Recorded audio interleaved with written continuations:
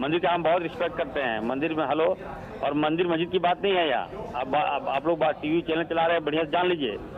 यहाँ पर हम तो ये पूछ रहे हैं आपको, आपकी फोटो है इनके साथ, आप क्या उनको जानते हैं? ये कौन है, आप जरा बता दीजिए। आपने, आपके साथ बहुत सारे फोटोग्राफ्स हैं, वो हमारे अभी दर्शक भी देख पा रहे हैं आपके फोटोग्राफ्स। आप पूरा देखिए फोटो, हम तो झारखंड के लीडर हैं, कहीं जहाँ जाता फोटो खिंचाता है, इसका मतलब ये थोड़े है। लेकिन वो एक्यूज है कि नहीं है, ये तो जांच का विषय है। मैं ये कहना चाहता हूँ कि जो मामले आए हैं झारखंड में, अभी मामला यहाँ शांतिपूर्वक हम लोग संभाल के रखे हैं और जांच चल रही है। जांच में जो फैक्ट आएंगे, जो दोषी होगा उस पर हम लोग कार्रवाई करेंगे। जांच में अगर नवाब चिश्ती का नाम आए, उनको अरेस्ट किया गया है, तो आप मानेंगे कि आपकी पिक्चर एक रायटर, और आप बोले कोई रायट नहीं है, मगर रायटर के साथ आपकी पिक्चर खींची है? मैडम, मैं इरफान अंसारी, शायद आप नहीं जानते, आप पता कर लीजिएगा। आपको सभी जानते हैं सर। हर मैडम, हर घर में इरफान अंसारी, हर बच्चे के साथ इरफान अंसारी का फोटो है, हर यूथ के साथ इरफान अंसारी का फोटो है। Madam, thank you so much Irfan Ansari हमारे साथ बनने के लिए। In fact that's all we could pack in for you in this bulletin, but let me hand it over to our editor in chief Rahul Shivshankar, who joins us for India upfront. Rahul. Well, Meghna, on India Upfront, we're just going to take the baton forward. Viewers, let me very quickly run you through some names. You must have all heard of MIM MP Imtiaz Jalil, Furfura Chief Toha Siddiqui, a journalist called Muhammad Zubair, and a Congress party backer called Toki Raza. There are at least two common threads that bind these people. They are all either accused of inciting hate or have denigrated the Hindu faith, and most importantly are yet to be arrested. In all probability, they won't be. That's because those state governments entrusted to act against them won't do so. They are too scared of the political fallout. On India Upfront, viewers, I always put my opinion out there, my view out there, without any caveats. In fact, these people that I've just named will be shielded and let off the hook. I'm not exaggerating, as that is exactly what is happening in Jharkhand, where the worst incidents of rioting took place on Friday. Last Friday, viewers, after prayers. In Jharkhand, the Congress JMM ruled state government is in a bind. They can't shake off the responsibility for the Friday violence that left 2 rioters dead, that left several policemen injured, that left property worth crores devastated, temples desecrated. Viewers, they can't shake off the responsibility for all these acts, but their political compulsions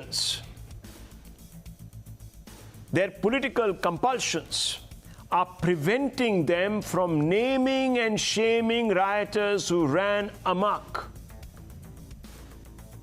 Yes, viewers, there's an elaborate attempt at obfuscation, giving clean chits, and even trying to turn facts on their head. Believe it or not, in a state where the police itself has detailed how a mob congregated after Friday prayers and started violent stone pelting and firing, the Chief Minister seems to be in a state of denial. Today, in a shocking attempt at rationalizing violence, viewers, the Chief Minister, Hemant Soren, had one of those ladke hain galti ho jati hai moment. Yes, viewers. He put down the rioting, the arson, the firing, the desecration of temples to gussa and avesh. Listen in. अजीबोगरीब परिस्थिति से गुजर रहा है। आवेश में, तहस में अक्सर गलतियाँ। ये शहर जंग का मैदान नहीं है। कई जगहों से आप सबको, हम सबको कई विचलित करने वाली खबरें भी सुनने को मिलेगा और कई चीज़ें देखने को भी मिलेगा। आज कहीं ना कहीं हर खबर, हर चलचित्र में कुछ न कुछ हिडन एजेंडा छुपा हुआ। Hidden agenda, galti, mistakes, innocent mistakes. Well, we confronted the Jharkhand Chief Minister, viewers, on why he's giving cover fire, as it appears quite clearly, to rioters, to alleged rioters, by dismissing them as angry, mistaken, misguided youth. He ducked. He ducked and dodged. He weaved out of our way, and when he couldn't escape us, he hit below the belt. But not once, viewers, did he call the rioters by their name. Watch this. Sir अभी क्या स्थिति है, क्या कार्रवाई हो रही है हिंसा पर? बोल दीजिए। क्या बोल रहे हैं? मतलब आप लोग क्या चाहते हैं बुलवाना? आप लोग चाहते क्या हैं? ये पेट्रोल डीजल लेके निकल जाए क्या? क्या चाहते हैं? सर आपने कहा आवेश में गलतियां हो जाती है, जिसका मतलब नहीं समझ में आया आपको? नहीं सर। तो आप छोड़ दिए पत्रकारिता। Mr. Soren, sir, you made a statement yesterday. That आवेश में गलतियां हो जाती है। सर हिंसा हुई है और किस तरीके से आप देखते हैं सर, गलतियां किसकी हुई है? Mr. Soren, just one statement, sir. Sir, just one statement. Sir, Mr. Soren, one quick comment, sir. Sir, you have made yesterday a statement. Sir violence हुआ है सर रांची में, आपने बोला है कि गलतियां हो जाती हैं sir. Sir please just one quick comment sir. अरे sir, mister Soren. Our reporter Aishwarya, who has gone and investigated this entire story, was trying to put those questions to him. But you saw, viewers, completely evasive. Sadly, Hemant Soren wasn't the only one, the Chief Minister not just the only one. Asaduddin Owaisi has remained mummed on writing, but when he has chosen to break his silence, he's condemned the firing by the police, firing that was undertaken only in self-defense.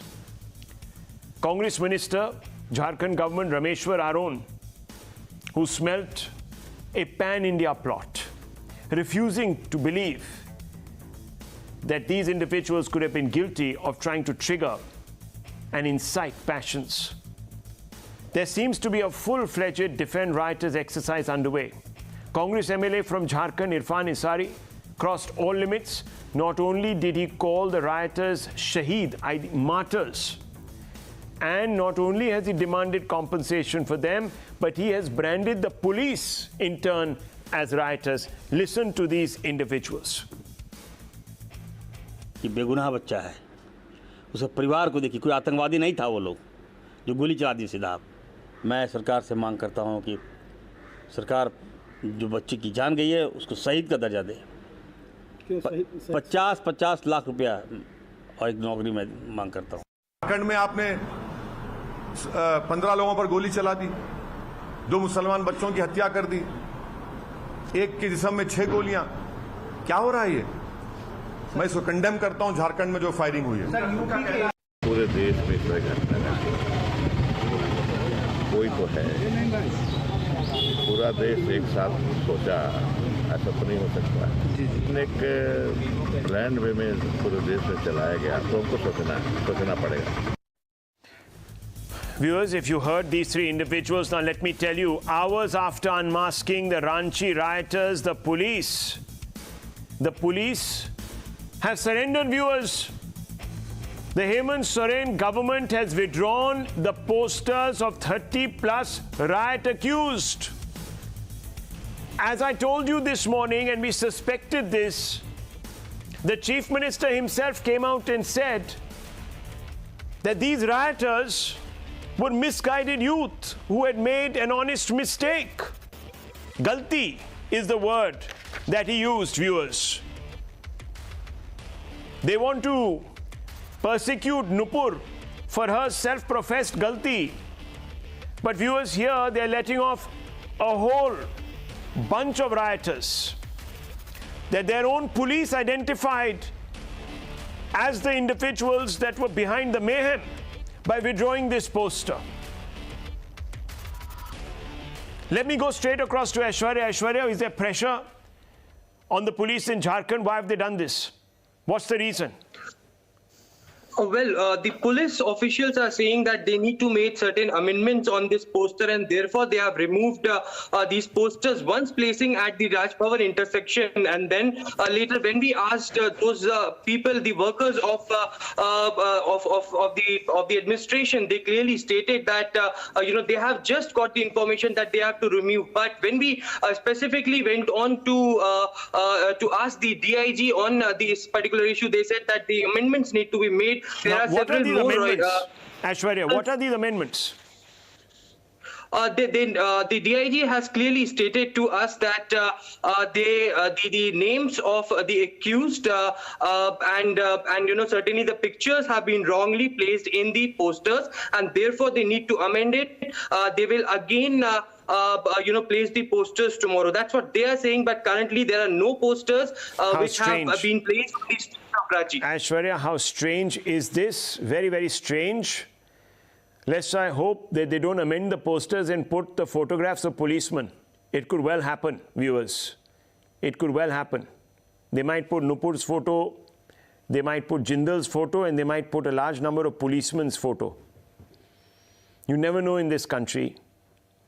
And especially, viewers, when there are governments that are playing vote bank politics. And I want to open this up without delay. I want to go straight across to our guest. Dr. Ranganathan is there with us. Mohandas Pai, Chairman RN Capitals, Tausif Ahmed, Tehseen Poonawala, and Vivek Srivastava. Dr. Ranganathan, what does this say to you? Friday riot clean chits being doled out. First you have the Chief Minister, then you have the ministers, then you have, I call him nowadays the Prabhari of the Muslim community, Mr. Owaisi, coming out and saying the police did an absolute wrong thing. In self-defense, they should not have shot. They should have allowed themselves to be martyred for the larger cause. God alone knows what that cause is, but he almost implied that. What do you think is happening, Doctor? Good evening, Rahul, and good evening to all my fellow panelists. Rahul, what the Jharkhand CM said, virtually apologizing for maintaining law and order, is a slap on the faces of the underpaid, overworked policemen who are our first and last defense against murder and mayhem. There's no two ways about it. Anyone who saw those scenes in Ranchi, Jharkhand, those last gasp efforts of the brave policemen at maintaining law and order, when being overrun by religious fanatics and hooligans out to destroy property and kill innocents, would be ashamed of Mr. Soren's flippant apologia. Galti ho gayi, he says. Sorry, Mr. Soren, you should instead apologize to your police forces. Tell me, how else are you supposed to contain a mob blocking roads, baying for your blood, shouting Sar tan se juda, hurling stones at you, charging at you? What else are you supposed to do when all your previous efforts at containing them have proven futile? Is firing live rounds not a prescribed action?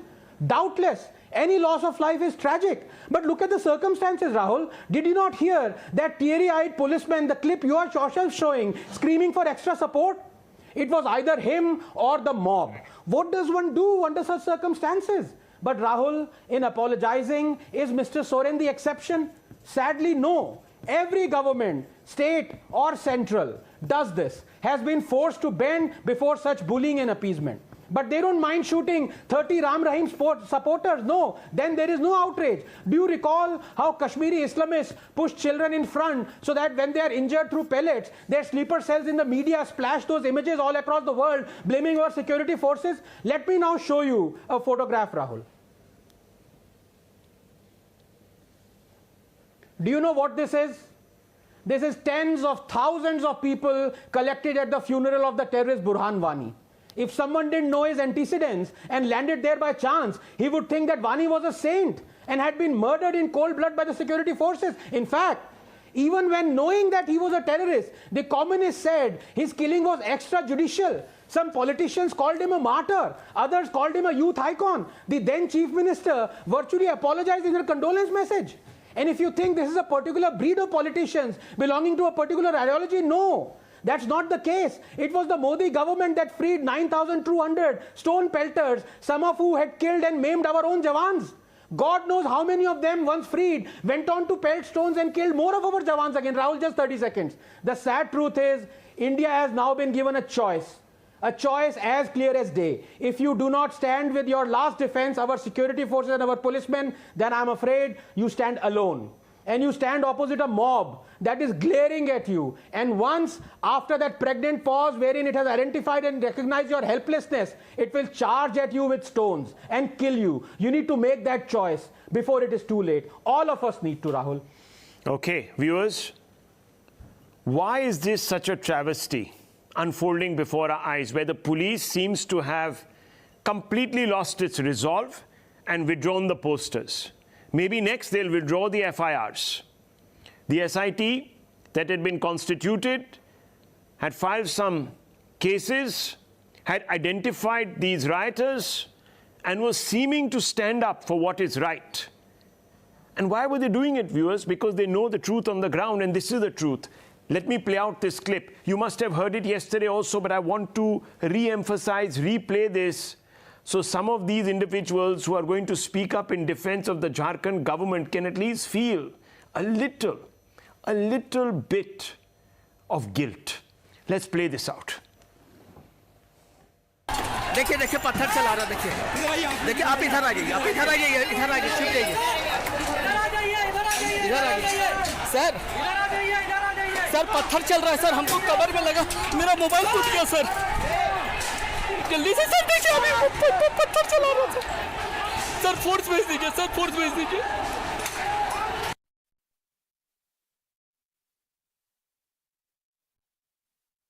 देखिए देखिए पत्थर चला रहा देखिए आप इधर आ जाइए छिप जाइए इधर आ जाइए सर पत्थर चल रहा है सर हमको कवर में लगा मेरा मोबाइल टूट गया सर जल्दी से सर देखिए अभी पत्थर चल रहे हैं. Whimpering police. It's absolutely shocking at one level and pitiable at the other, because I'm sure that some of them had been given orders to stand down. I have no way of proving it, but I can't for the life of me understand why the police would not have been firing back. Now, viewers, I have a couple of questions to ask, and I'm going to begin with the TMC sympathizer, Tausif Ahmed, who hails from Bengal. There is the Congress sympathizer, Tehseen Poonawala, who hails, of course, from Maharashtra. And I'm pointing out some of these states deliberately. And Vivek Srivastava, who is a left CPI leader, who hails from New Delhi but has sympathies with Pyongyang. But let me first begin with Tausif Ahmed. Mr. Ahmed, this is very important.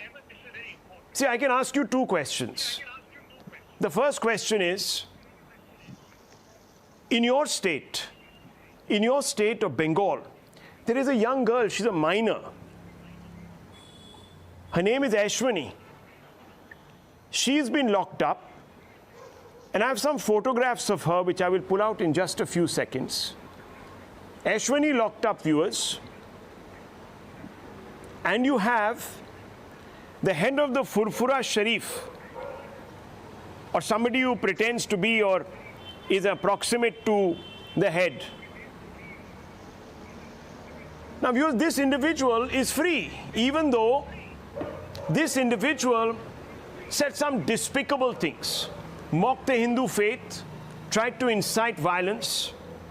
It's all on record. I can play out that soundbite for you in just a few moments. And this young girl actually tried to stop the violence, and called for the deportation, being a young girl, deportation of the rioters. And she's in jail. And the Bengal government issues a notice yesterday late night saying that TV debates that focus on stories such as these, their anchors, their channels will be prosecuted under some sections of the INB Act or whatever it is. So Tausif Ahmed, let me ask you a very basic question. For a moment, let's excuse the Furfura Sharif's galti, innocent mistake. Why would he, after all, abuse the Hindu community, etc.? Fair enough. But sir, what about this young girl's innocent mistake, this galti of Aishwani? Excuse that. No, she's in jail. Her house has been ransacked and vandalized, and I have the pictures. Our reporter was there today. Viewers, it's a shocking state of affairs. Tausif Ahmed, how do you justify this? Rahul, you are reporting. I can't hear you. That's not my fault. Please ask your technical team to see. Am I audible to you now? Yes, better. Yes, go ahead. So, may I speak on Jharkhand? Okay. I think we've lost him. We've lost him. We'll try to get back. Tehseen Poonawala, let me ask you. Jharkhand government, innocent mistake these people have made. They are not rioters. इनसे तो गलती हो गई. Nupur Sharma से भी तो गलती हो गई. She's admitted to the गलती, she says. उनको भी माफ कर दीजिए. Show the same generosity of spirit. Heal the wounds. Tehseen Poonawala. Good evening, Rahul. Good evening to all my fellow panelists. Thank you for having me on the show, and good evening to all your viewers. I share the same sentiment as Dr. Anand Ranganathan, my esteemed colleague, on this panel, who said that he's very disappointed with the Jharkhand CM. But I am disappointed for reasons which are completely opposite from Dr. Ranganathan.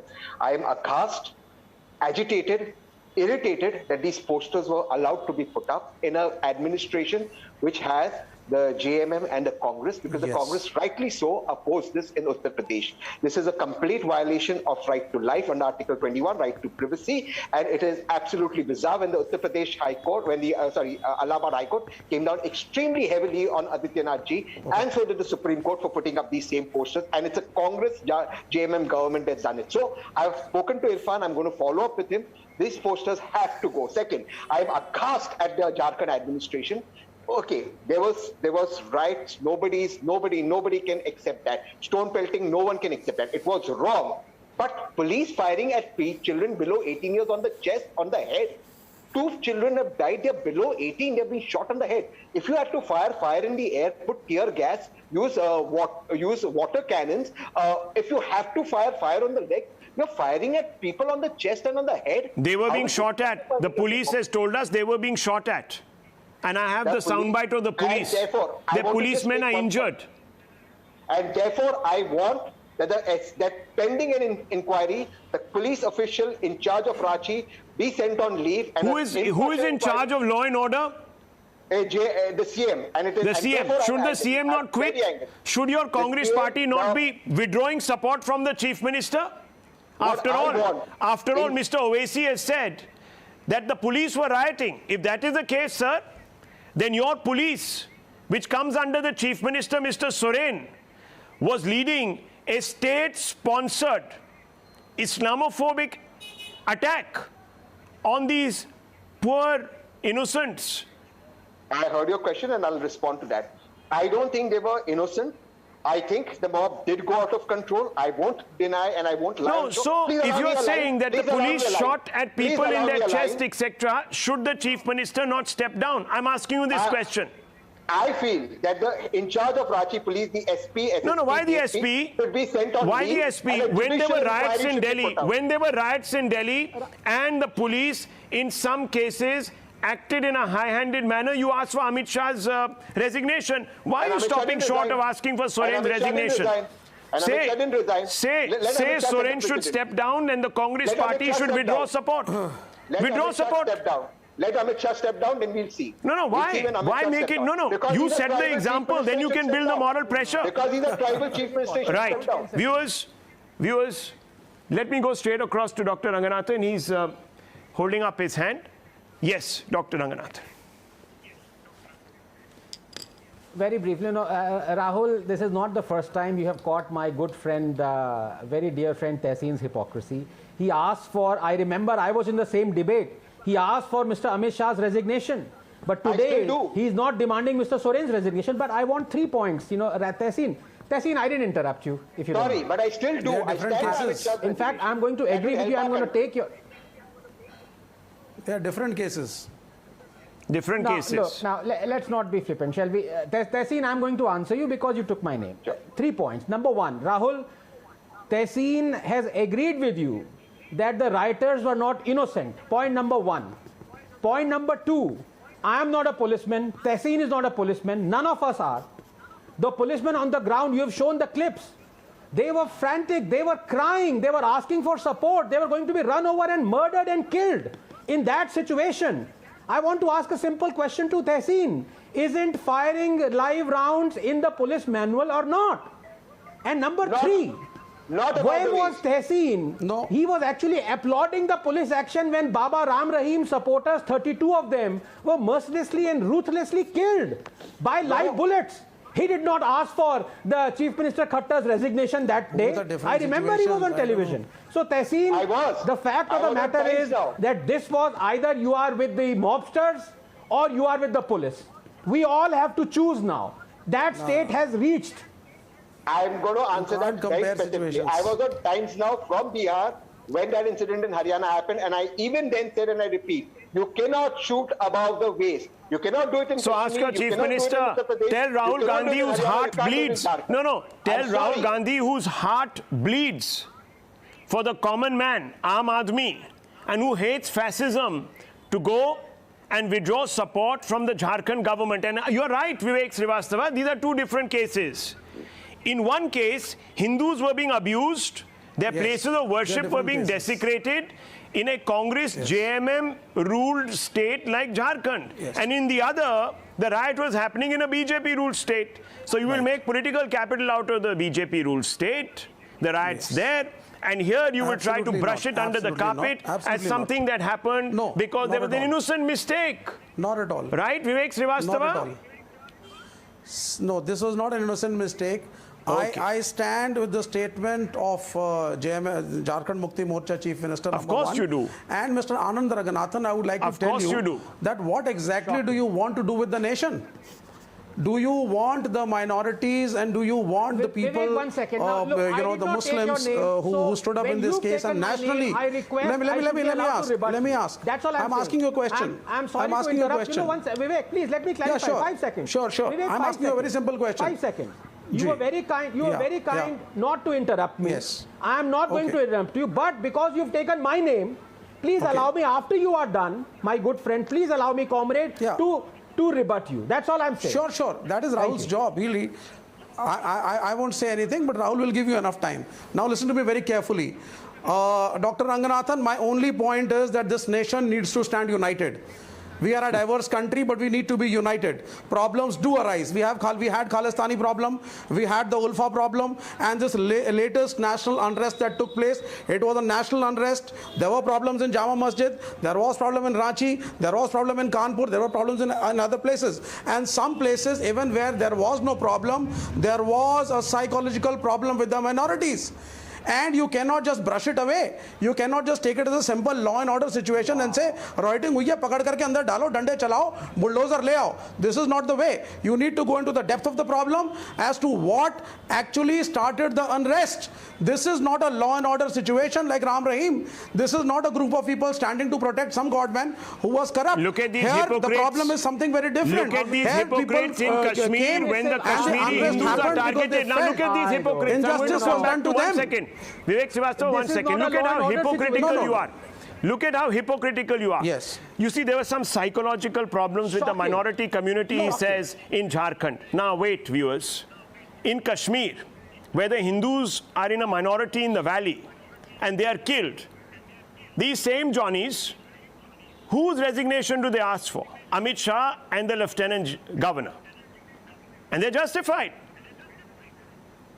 But when it comes to Jharkhand, oh, minorities had a psychological problem. The two things are very different. And therefore the police, the two things are nothing, very it's very same. It is not only it's very same. The siege mentality is the very same. Sorry, the psychological problem is very same. Except, sir, the problem is different in your mind because you have double standards and you have and you have the guts to talk about India should stand united when there are people like you who deliver justice or the call for justice selectively and create. No, 1 second. Bad blood between communities. You are the first one who should be going to jail. This was Dr. Ranganathan wants to respond. And it had reasons, sir. Yeah, sure. Reasons. Yes. Now, thank you very much, Vivek.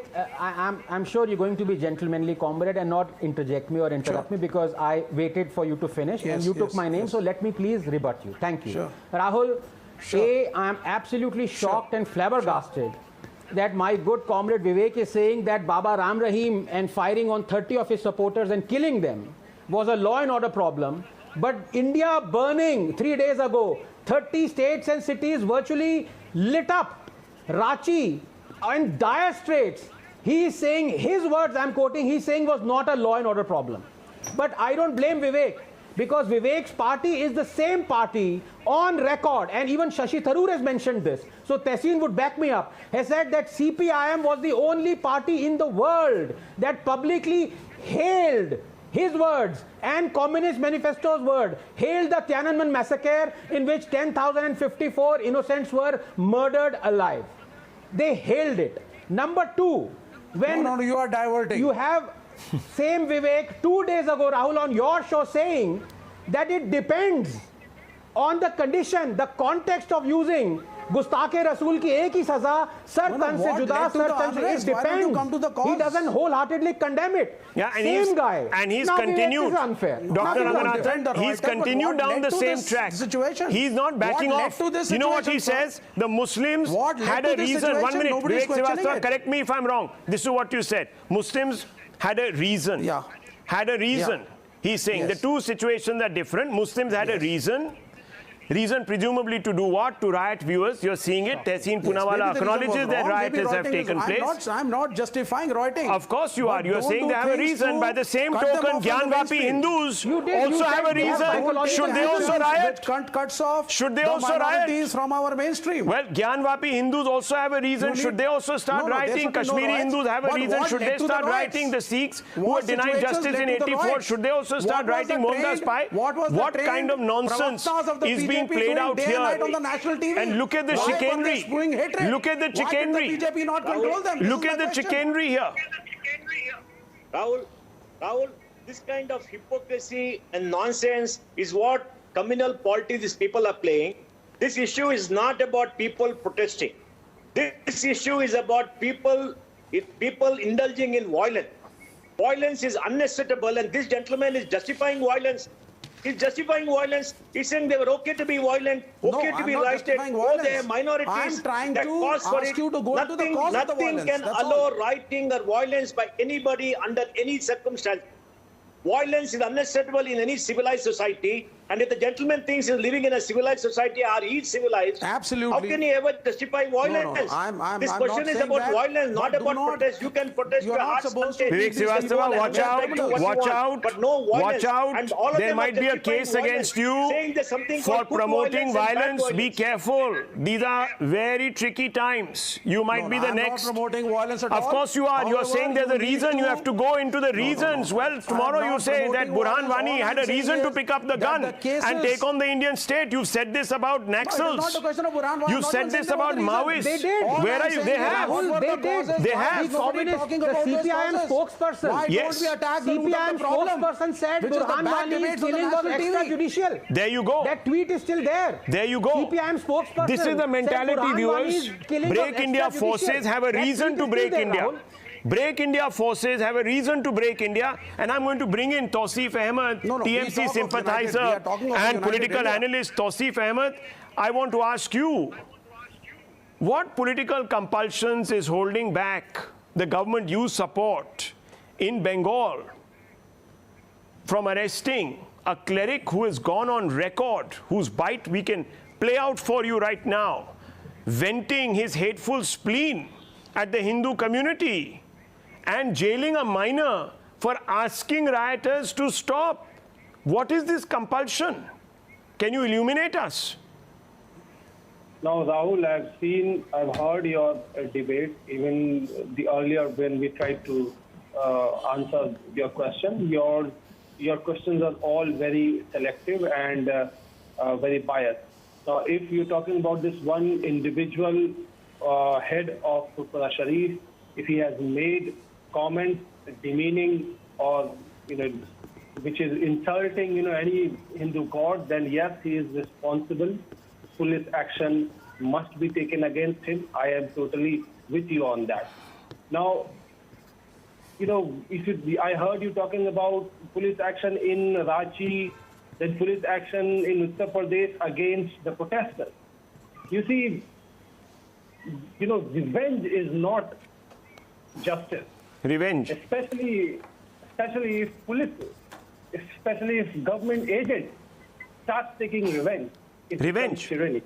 What we saw, police is supposed to control the crowd, not instigate the crowd. Police is supposed to prevent violence, not to create a situation where they have to retaliate with violence. Okay. What we are seeing today is that someone who is accused of indulging in violence in a protest, his wife's house is demolished. Right. That's revenge. That's not law. That's not justice. That's revenge. That's tyranny. You don't seem to talk about. You don't want to talk about that.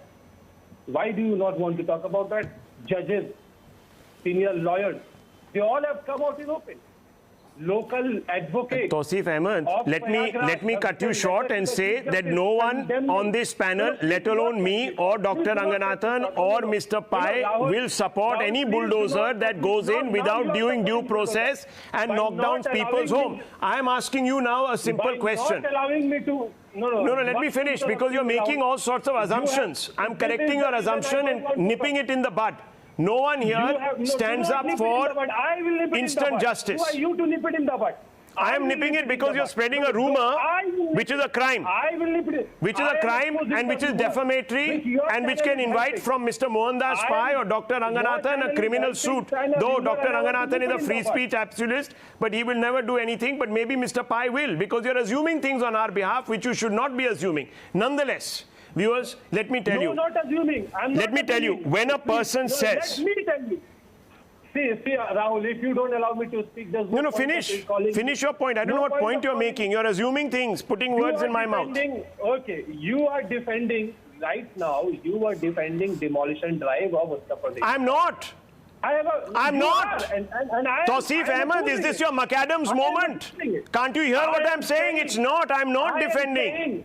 What happened to the principles of ये तो सुन भी नहीं सकते ठीक तरह से without prejudice. ये act क्या करेंगे without prejudice? They can't hear without prejudice. You cannot give. I am saying to you that we do not defend bulldozer action. That's a lie. That's a lie. I'm saying it on national TV on a public platform. What more? How am I going to lie? You are taking a U-turn. Right now you are taking what U-turn? I have said that without any due process, no bulldozer should run. Rahul, this is ridiculous. Oh my God. Can I make a point? Can I make a point? Can I make a legal point? Please condemn with me. You please condemn. Join me. Repeat. I am saying I condemn any bulldozer action without due process. What is wrong with you? आप believe नहीं कर रहे हैं क्या? Demolition of this house. अरे भाई, I'm telling you, if it is without due process, it is not acceptable. I'm telling you, whichever house. अरे whichever house. I'm telling you, Mr. Tawseef Ahmed, listen. You have lost your complete leg to stand on. You were thinking of trying to create some sort of a binary. It hasn't worked. I'm telling you, sir, you're in the absolute wrong. You're in the isolation of one, and that's the big problem, Tawseef Ahmed. You have no clue what to say. Your government, the government you support is locking up a minor girl for stopping riots. That's where it has gone. And you think you're going to muzzle the press by publishing all sorts of notifications at midnight to try and intimidate the press? It's not going to work. The truth has many ways of coming out. Nonetheless, viewers, I need to move on to another big debate tonight.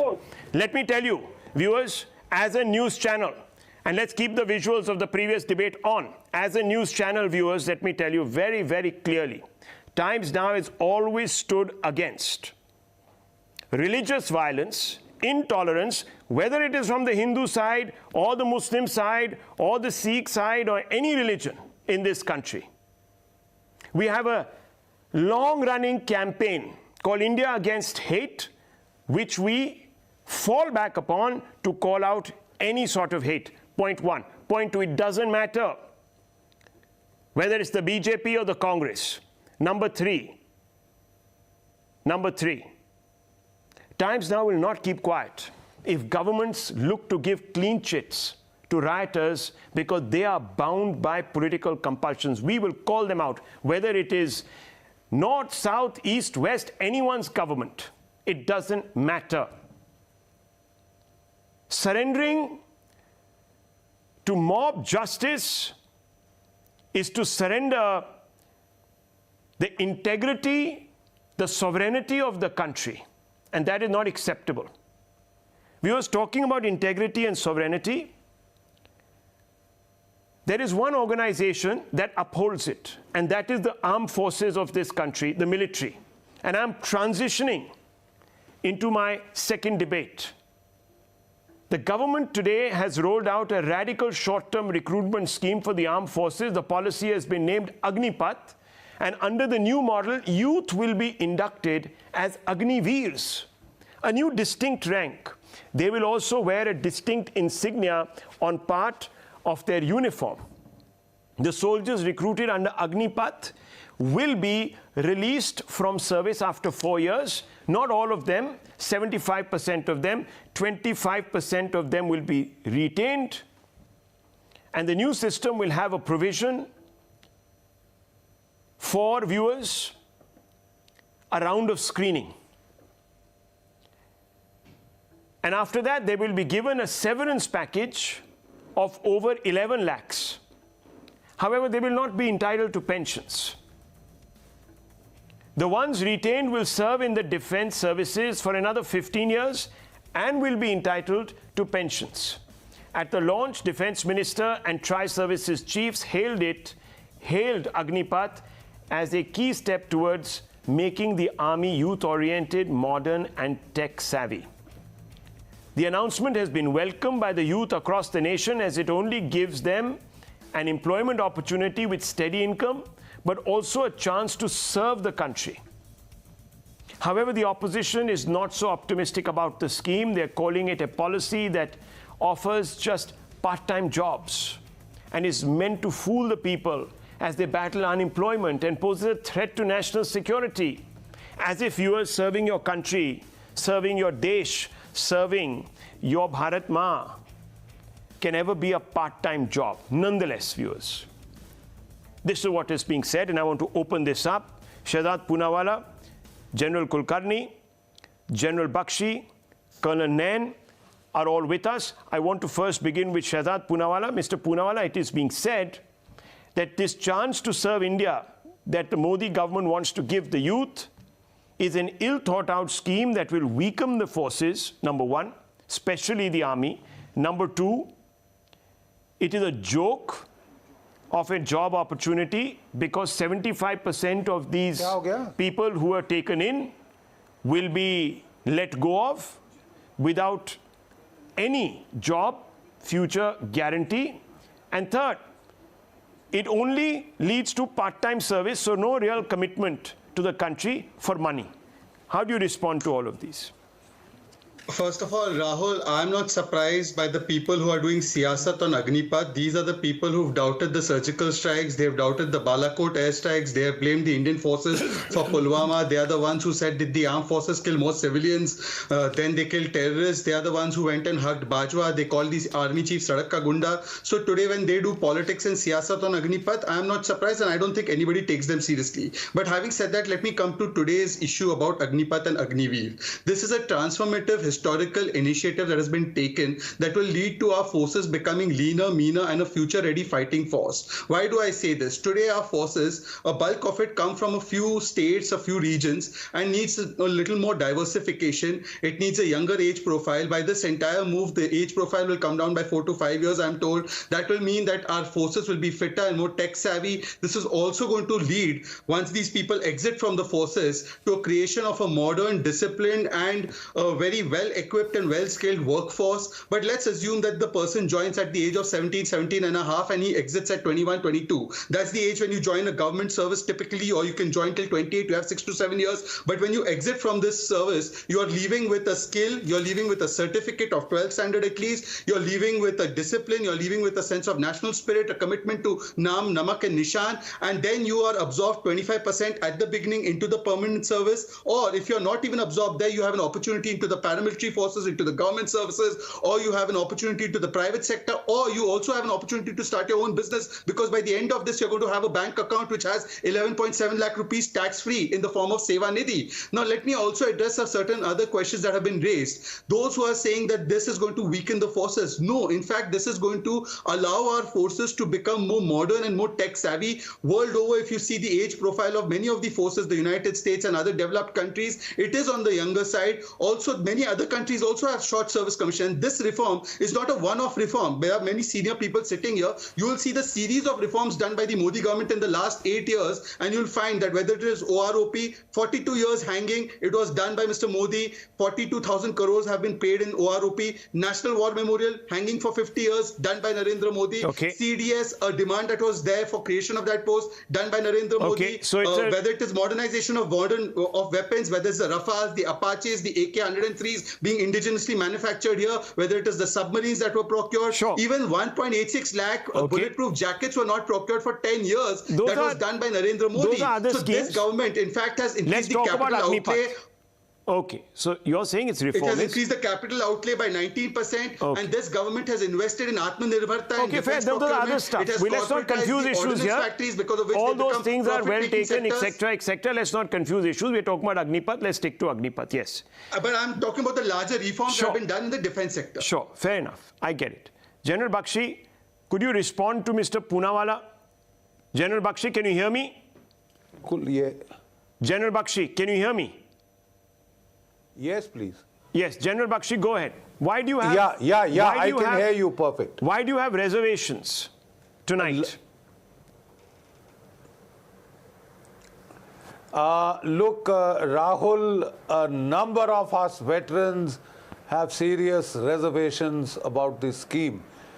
Please, may I remind you of an American adage. If something ain't broken, don't fix it. All right? Your armed forces have done very well by you, faced all challenges from 47 till date. We fought 4 short duration, high intensity conflicts. We fought numerous insurgencies. The only reason for trying to suggest this scheme was that after 1 rank, 1 pension, your pension bill ballooned to about over 1 lakh crore rupees annually. As a result, pay and pensions, the revenue budget was increasing, the capital budget was diminishing, and there was this need felt that manpower is eating into our finances, into our defense budgets. So let's, curtail manpower, let's economize on manpower, and let's sort of buy more weapons. Please take a look, as I would kindly request the government, the past that be, I would request Shahzad to kindly convey it from the side of us veterans who've spent years fighting wars and CICT operations, that don't be in such a hurry. See the lessons of the Russia-Ukraine war. The conscripts have done badly. Russia is not short of weapons. Russia is short of manpower. For God's sake, you have ample manpower. It's working quite well. Don't be in such a hurry to create the system, make it stand on its head. For you are facing multiple threats. For God's sake, China, Pakistan, terrorism, insurgency. No, but General Bakshi, why do you feel that the army's manpower, we know what's happening, and it's all going to start coming to an... But General Bakshi, why do you feel that the army's fighting capability will suffer?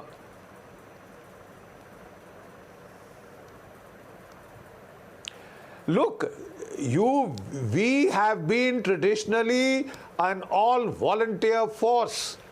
We have signed up for our full length of service.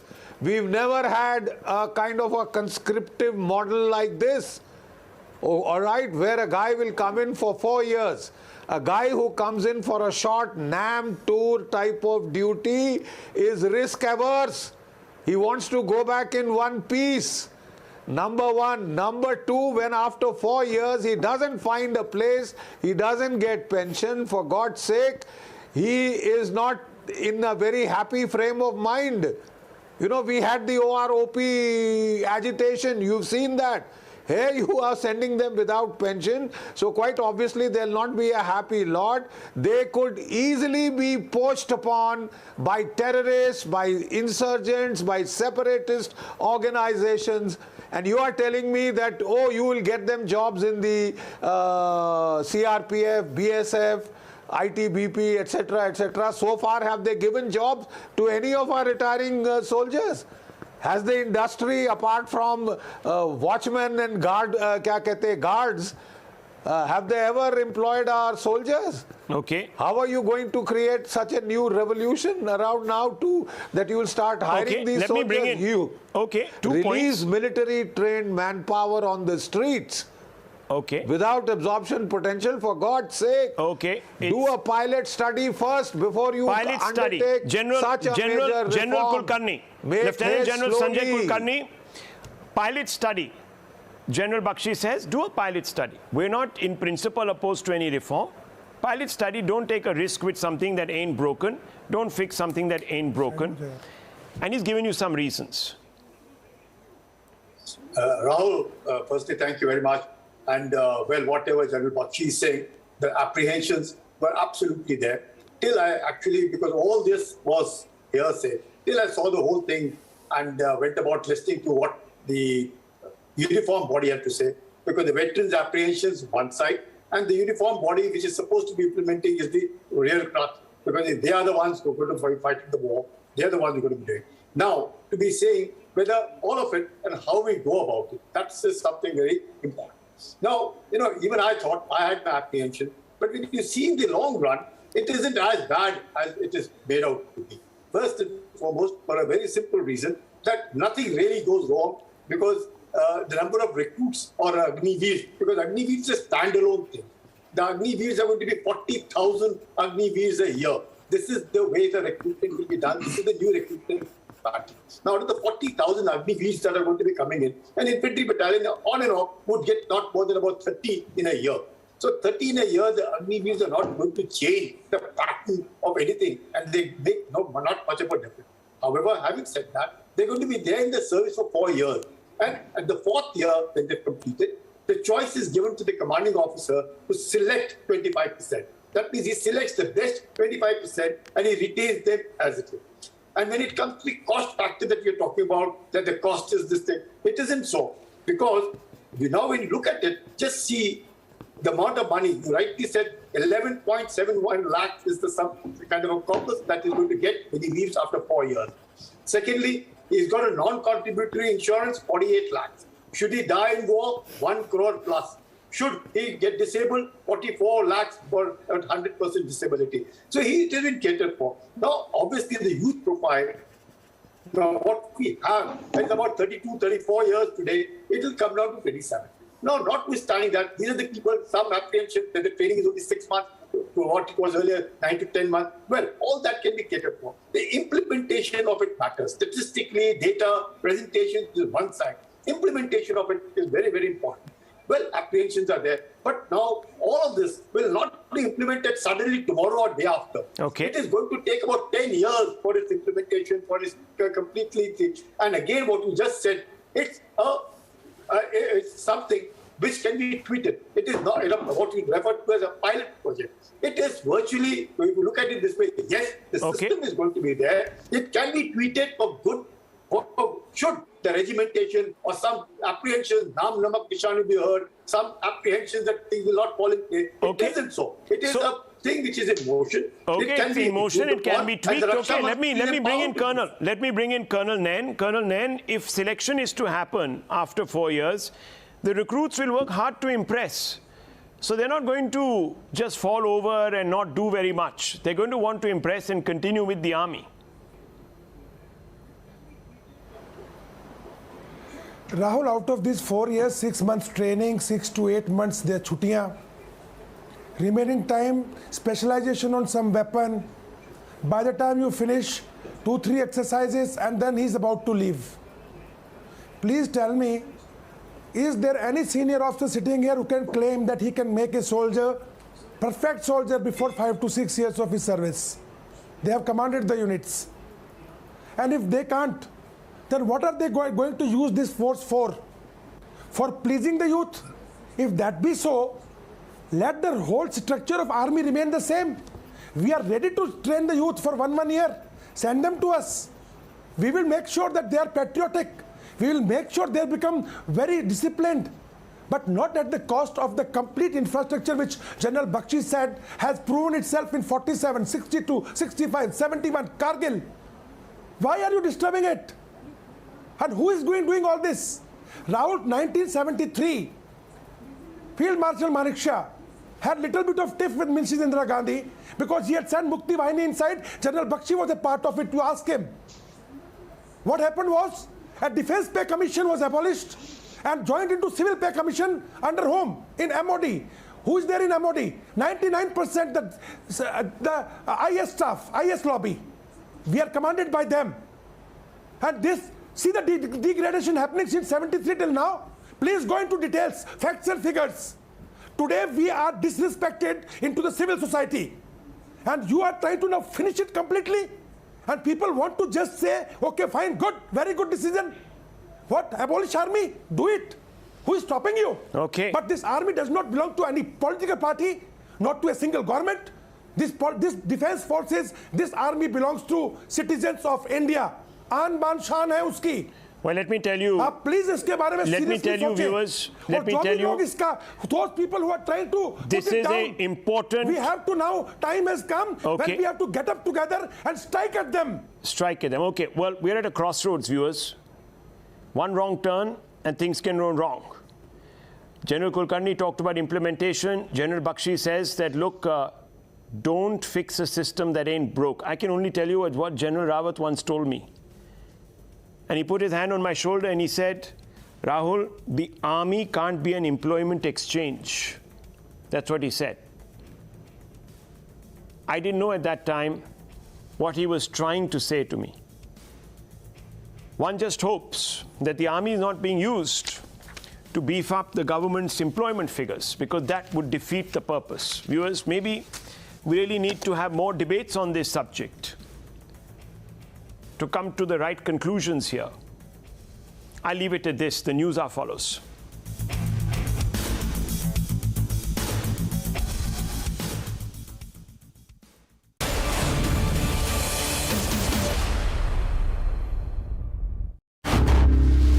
Times now. Action begins here. You use the word empathy. Many people will think, sir, that you're paying lip service to the term. Yes.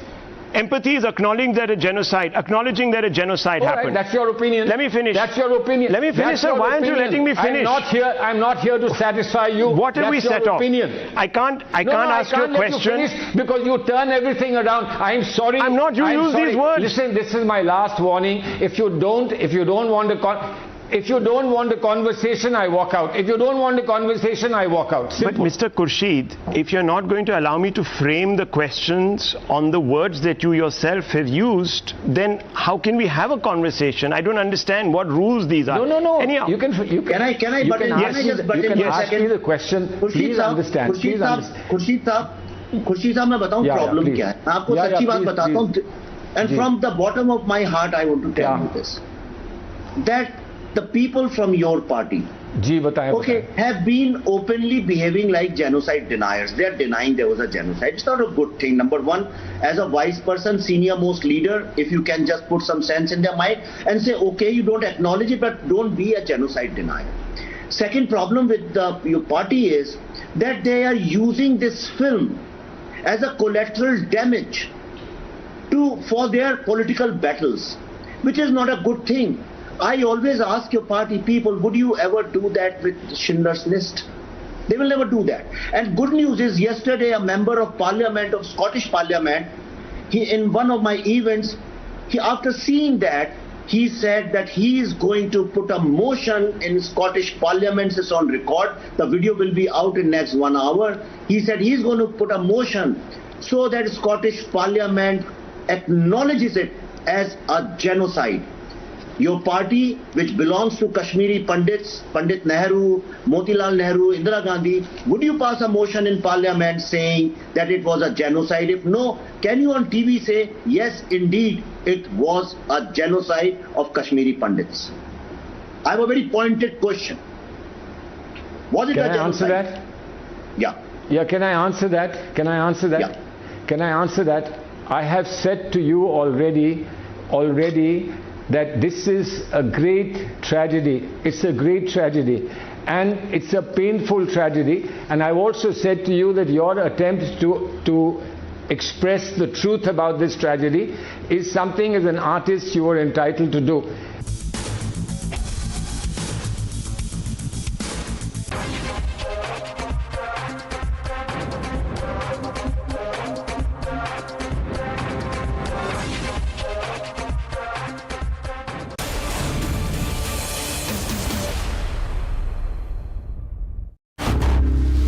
Times now. Action begins here. When I see young Rahul Gandhi to go and stand with the Naxal supporting students, Tukde gang, give them ideological, emotional support, to stand with all those, sir, please trust me, there are pictures, there are photographs. He went there, he went to JNU, supported them. Rahul Gandhi is always found standing with the enemies of India. Slowly your party has started sounding as if you are absolutely anti-Hindu. And when I came to UK, people feel your party is now becoming anti-India. Please don't give me any explanation. Sir, I'm requesting it. Don't give me any answer. Just pass on this message to the great grandson of the great Kashmiri Pandit Shri Jawaharlal Nehru, so that he understands that he should not stand with anybody who picks up guns, violence and terrorizes a community which is a minority in Kashmir. Thank you. I have to go, Rahul. Please excuse me. Well, I'm not going to come in anyone's way. I'll close this debate. We leave it at that. You go. See, you heard. You've said something. I have to say something as well. Or otherwise, you have rules by which. No, say. Finish, sir. Finish. I'll wait. Pass judgment on my party. No, what do you mean finish? What do you finish? You let somebody say something and you don't let me answer. What is wrong with you? What is wrong with you?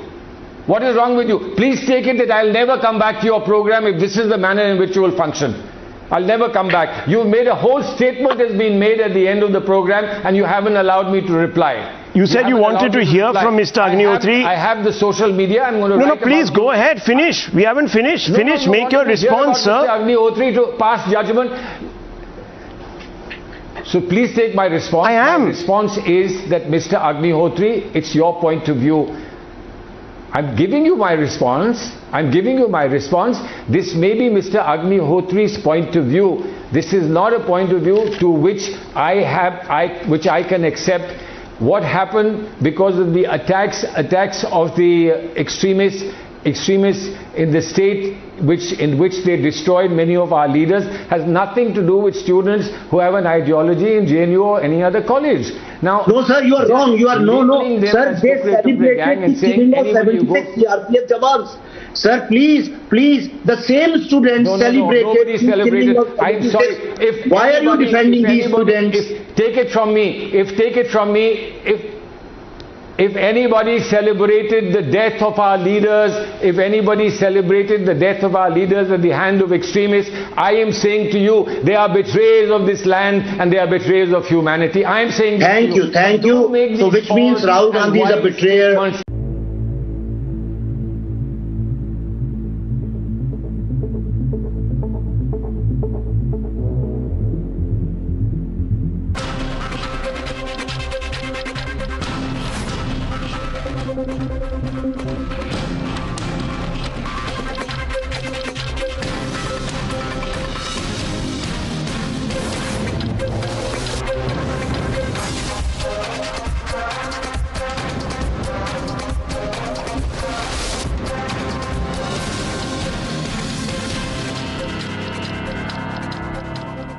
Good evening, ladies and gentlemen. The bulldozer seems to be on an overdrive in Uttar Pradesh, especially in the aftermath of the violence that we saw on the 10th of June after Friday prayers across the state.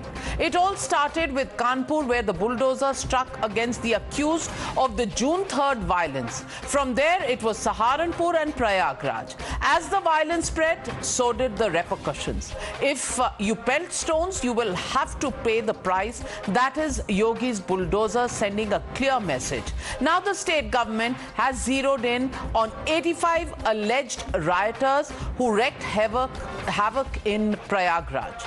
The administration is also mulling on the scope of punishment that should be meted out to these rioters. On the Newshour tonight, I can tell you, ladies and gentlemen, that a list of 37 arrested culprits has been compiled by the state against whom the action of bulldozers is imminent. It is perhaps against them that the bulldozer will roll on next. But the opposition sees this action as extrajudicial, an instant style of justice that has no place in a democracy like ours, says the opposition. And AIMIM chief Asaduddin Owaisi is leading the pack. He has called the Chief Minister of Yogi a super Chief Justice. He said this action was collective action against the community and Muslims are being demonized by Yogi Adityanath, the Chief Minister of Uttar Pradesh. Not a new charge really, but listen in to what Mr. Owaisi had to say. Uttar Pradesh के chief minister तो super chief justice बन चुके हैं। वो खुद अपनी अदालत में किसी को कन्विक्ट करेंगे और घर तोड़ देंगे। अभी से घर तोड़ दो आप। रूल ऑफ लॉ को तो बर्बाद कर रहे हैं आप। जो घर तोड़ा गया आफरीन फातिमा का, वो तो उसकी मां के नाम पे था। आपने झूठी नोटिस दी, आपने झूठा कहा कि पहले नोटिस दी। आपको कोई इख्तियार ही नहीं है घर तोड़ने का। ये खुली नफरत की मिसाल है मुसलमानों के खिलाफ। Now, Owaisi is not the only one to raise questions. Politicians across the opposition board have slammed this bulldozing of the rule of law by the Yogi administration. They called it a real misuse of the state machinery, going on to ask if the Yogi government thought of themselves to be above the constitution of this country. A section of former Supreme Court and High Court judges, along with senior advocates, even moved the Supreme Court, asking them to step in. They called this bulldozer action repression by the state. They too cited how action was only taken against one particular community. But the BJP has dismissed all these charges completely outrightly. They justified the action taken and made it clear that those acting against the influence of those fanning hate will have to pay the price. Listen in. जो विशेष तौर से सीधे साधे मुस्लिम युवकों को भड़का करके उनको दंगे और पत्थरबाजी की आग में झोंकने की कोशिश कर रहे हैं, मैं उन बच्चों से अपील करना चाहूँगा, उन लोगों को कहना चाहूँगा कि इनके बहकावे मत आओ, क्योंकि आपके खिलाफ कार्रवाई अगर उत्तर प्रदेश में उपद्रव करोगे और बच जाओगे, ये संभव नहीं है। जेल जाओगे, ये जमानत कराने भी नहीं आएंगे, ये आपकी मदद करने बयान दे देंगे। बयान के चक्कर में पड़ करके कोई ऐसा काम मत करिए। सरकार कानून व्यवस्था को बनाए रखना चाहती है और जो सही रास्ते पे चलते हैं हम उनके प्रोत्साहन के लिए भी हैं, लेकिन कोई अपराध करता है तो उसके खिलाफ जो कानून सम्मत कार्रवाई होती है वो होती है और वो होगी। You've heard the charges and the counter charges, ladies and gentlemen. Some would say that by giving this action a communal color, these opposition leaders are actually rushing on to give a clean chit to those who took law into their own hands. And that is the legitimate question that I want to ask tonight. Is sympathy for alleged rioters justified? That's the question, and that's the debate. Bulldozer, Baba versus Owaisi. That's the hashtag and the debate coming up. You're watching the News Hour at 9. Debate number 1 on Times Now. Super Prime Time. And joining me tonight, Shantanu Gupta, author, Dr. Saeed Rizwan Ahmed, lawyer, Smita Prakash, editor of ANI, Majid Haidri, political analyst. But my first question goes to Lokesh Jindal, leader of the Congress party. I want to ask you this, Lokesh Jindal, because it's a pertinent question. You are objecting to instant justice that the bulldozers are giving. I would agree with that question and with that objection if you also came out and objected to the stone pelting and the violence that takes place after the Friday prayers. When you don't say a word against that violence and only try to question the administration and the bulldozers, some would say you're giving cover fire and you're creating an ecosystem that actually gives support to those who riot, to those who create violence, to those who target police personnel, as we saw in Kanpur, in Prayagraj and other parts of Uttar Pradesh. I want to ask you, where do you stand with the stone pelters?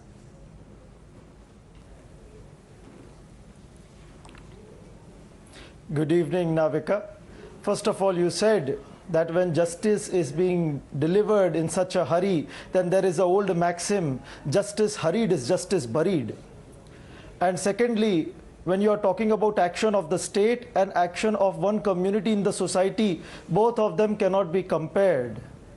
One is ruled by a certain law, constitution, a legal framework, other has it with itself, certain custom, traditions and a way of life. Now, if I'm talking about the BJP, so the customs and traditions allow them to pelt stones and to be violent. Rather than Indian society I am asking you. You have started saying that. Please, I agree that there are rules for administrations and the state cannot afford to look biased in any kind of way. I agree with that. The state has to be above that. But are you justifying that convention and culture and society allows certain individuals to create havoc, to start creating violence and targeting police personnel? That should be justified?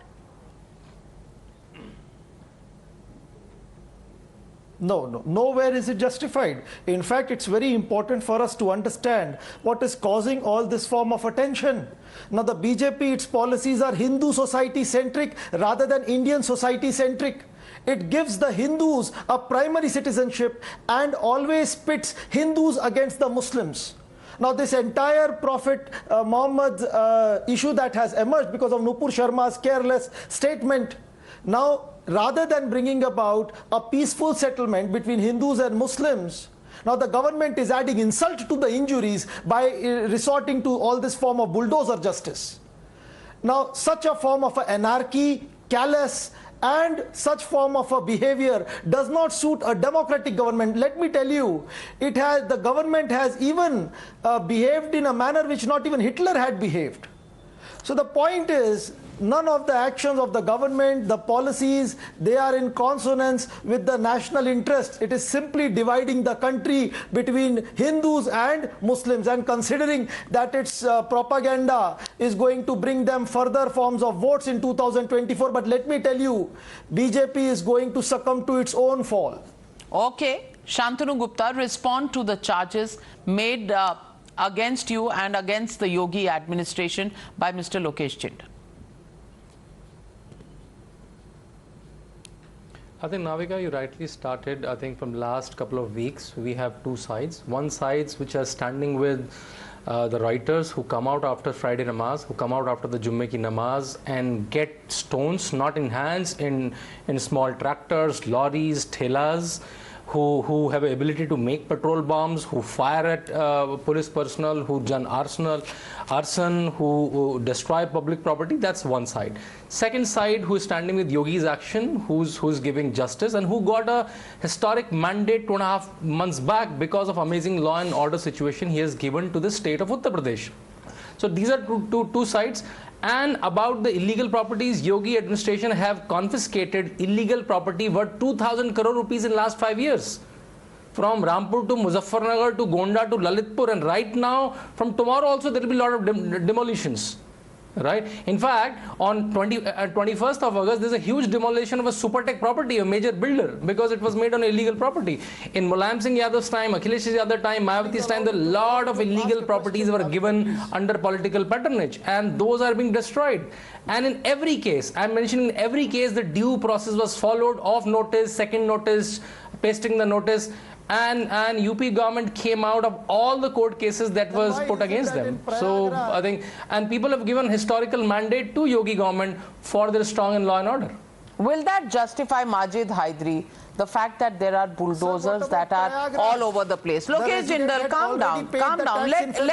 I'll come back to you, sir. Let everybody be involved in the debate. Let me get in Mr. Majid Hydari. Majid Hydari, I want to ask you a question. Lokesh Jindal says justice hurried is justice buried, and justice delayed is justice denied. Where are we going to stand in the middle of these, two adages that, we are quoting today? And I want to ask you, if rule of law is not being respected by crowds that come out, by mobs that come out after Friday prayers, begin to pelt stones. And, this pelting of stones started as early as 2nd of April, Ram Navami. So it has nothing really to do with the provocation or, so-called provocation that is being cited. The question here is, nobody is justifying any provocation. Nobody is saying that bulldozing should happen without taking the due process, though the Yogi government is saying that it is the urban planning law of 1973 under which they are doing all of this. But the question is, should we begin to support those who pelt stones? Should we begin to support those who start beating up cops?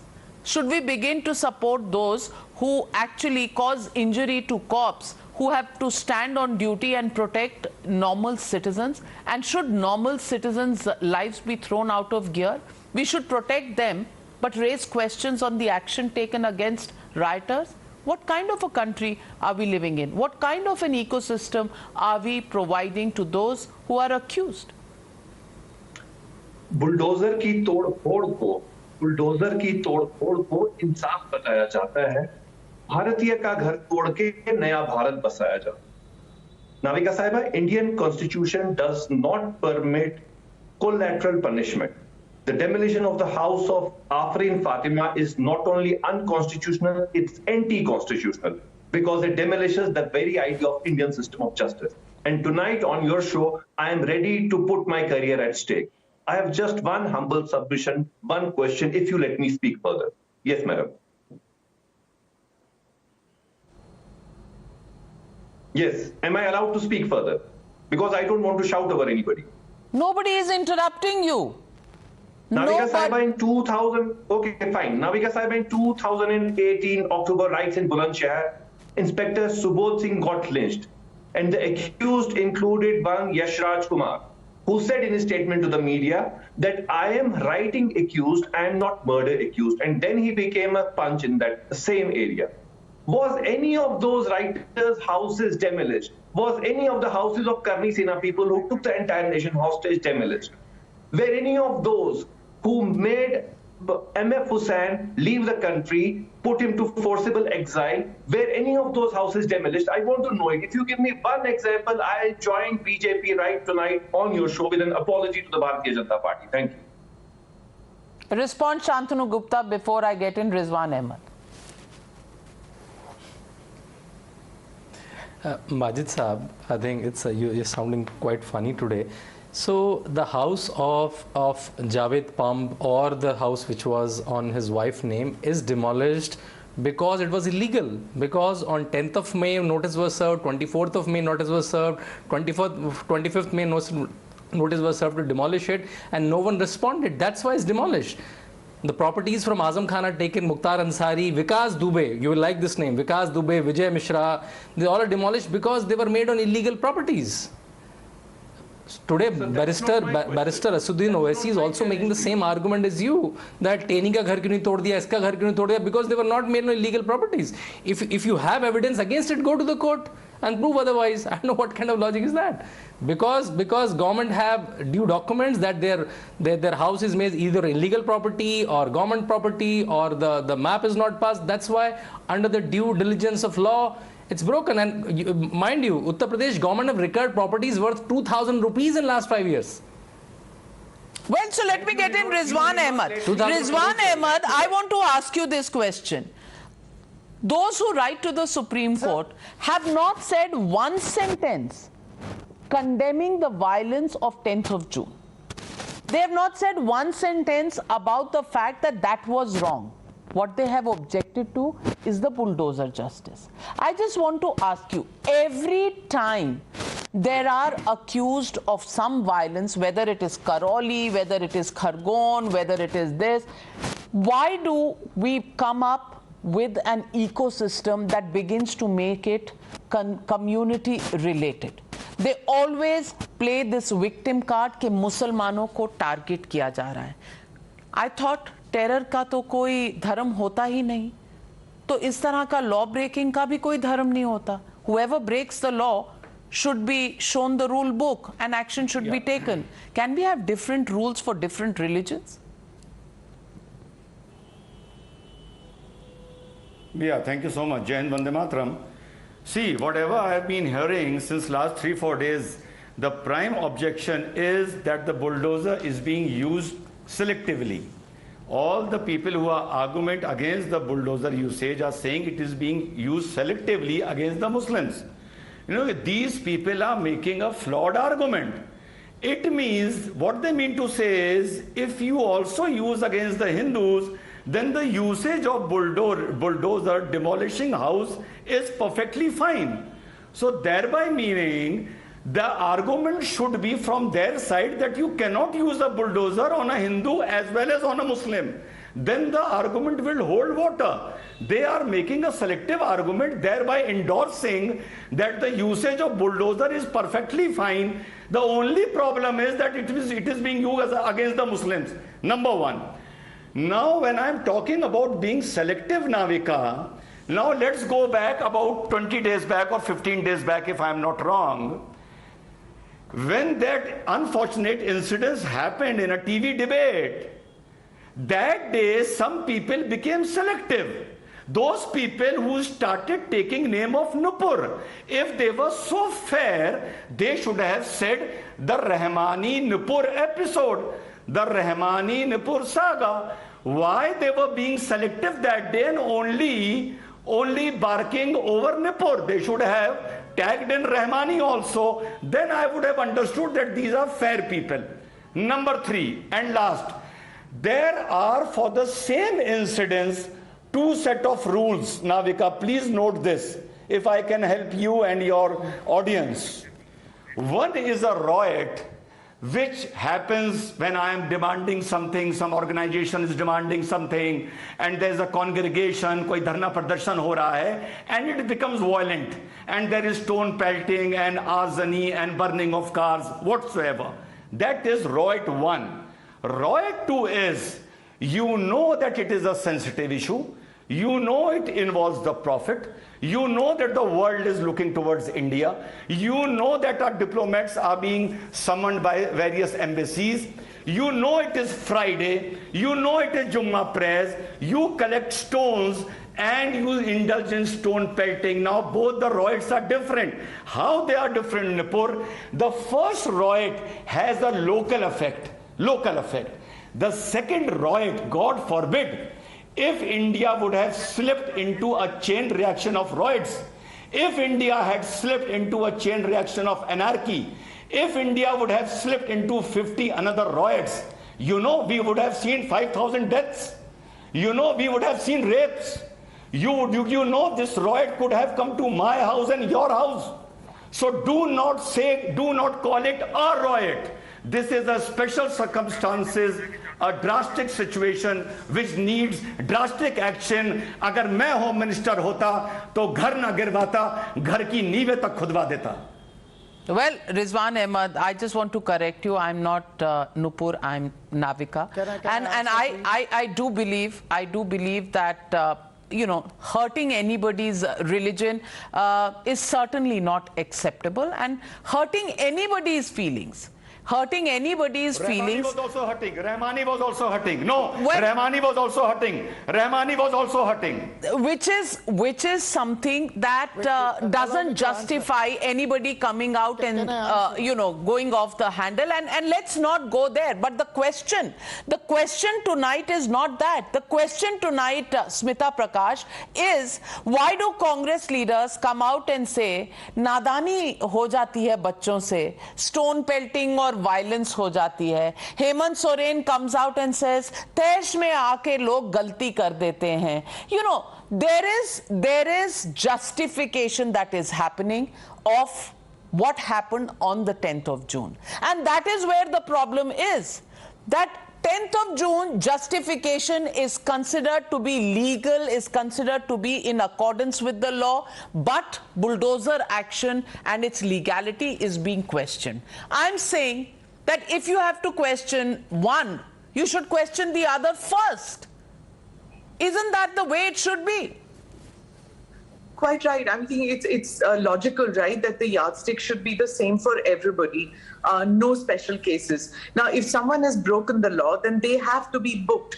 None of us, I mean, for example, you and I, we can't even say build a balcony, extra balcony in our house, or cut a branch, you know, if the tree is moving into our house. We can't do that without NOCs, without permissions, without maps. Whereas if you go to any town or any village, you will see that the biggest house in the town or in the village, which has been constructed without any maps, without any permissions, will be of the Bahubali. Now, these Bahubalis have political patronage, and they think that political patronage is what allowed them to build the house, and they can continue to live in that house, continue to build factories and things like that, because they don't need it. That's for ordinary people like you and me, who need to go through rules and regulations for building anything. These are the people who never think that political patronage can go one day. And then when it goes, that the law catches up with you. So, you know, people saying that, oh, why now? The point is, if you broke a law 10 years back, it will catch up with you at some point of time. And then it depends on the police, it depends on the administration when they catch you. The ED might come to you after 10 years after you broke the law, but they will come to you. At some point of time, they will come. The point is that, you know, to come back to this whole riots issue, to say that I have sensitivities and the sensitivities got hurt, so I picked up stone. My sensitivities get hurt when there is a pothole in front of my house and that pothole is not rectified. The garbage is not picked up. The electricity keeps going, and then the Wi-Fi goes away because the electricity pole has come down during the monsoons or whatever. Do I take a cart full of stones to the chief minister, my chief minister's house, and start pelting stones in front of my chief minister? Or do I go to the NDMC office and start pelting stones? That is not the way, right? You and I don't have the advantage to do something like this. Our sentiments are hurt too. Does that sentiment justify any kind of violence? No, it doesn't. So at any point of time, if some lawyer is trying to quibble out here to say that sentiments got hurt, agreed. What Nupur said hurt some sentiments. She has apologized. Action has been taken against her. That in no way justifies pelting of stones and injuring officers on duty, vandalism and breaking property, setting fire and arson and loot. I'm sorry, that doesn't justify in any way. And if action is being taken, and if the action seems to be not commensurate to the violence which was there, I think you're being blind and you're trying to justify something which is absolutely wrong. Majid Haitri, respond. Sentiments तो सबके होते हैं hurt. Sentiments सबके hurt होते हैं. You know, when you say something about, Kashmir and New Delhi imposing things on Kashmir, हमारे भी sentiment hurt होते हैं. But that doesn't mean I begin to stone you. You and I speak civilly, we debate, we argue, we put our points forth. And that is what a democracy allows you to do. Does it allow you or me to pick up stones and start pelting each other? That is not what democracy allows us. So why should only one community say हम पर इकट्ठे target किया जा रहा है? अरे भाई, stones भी तो आपने इकट्ठे उठाए थे ना? अब जिसने उठाए थे उसके ऊपर एक्शन हो रहा है. Then why is it becoming a community issue? I want to ask you.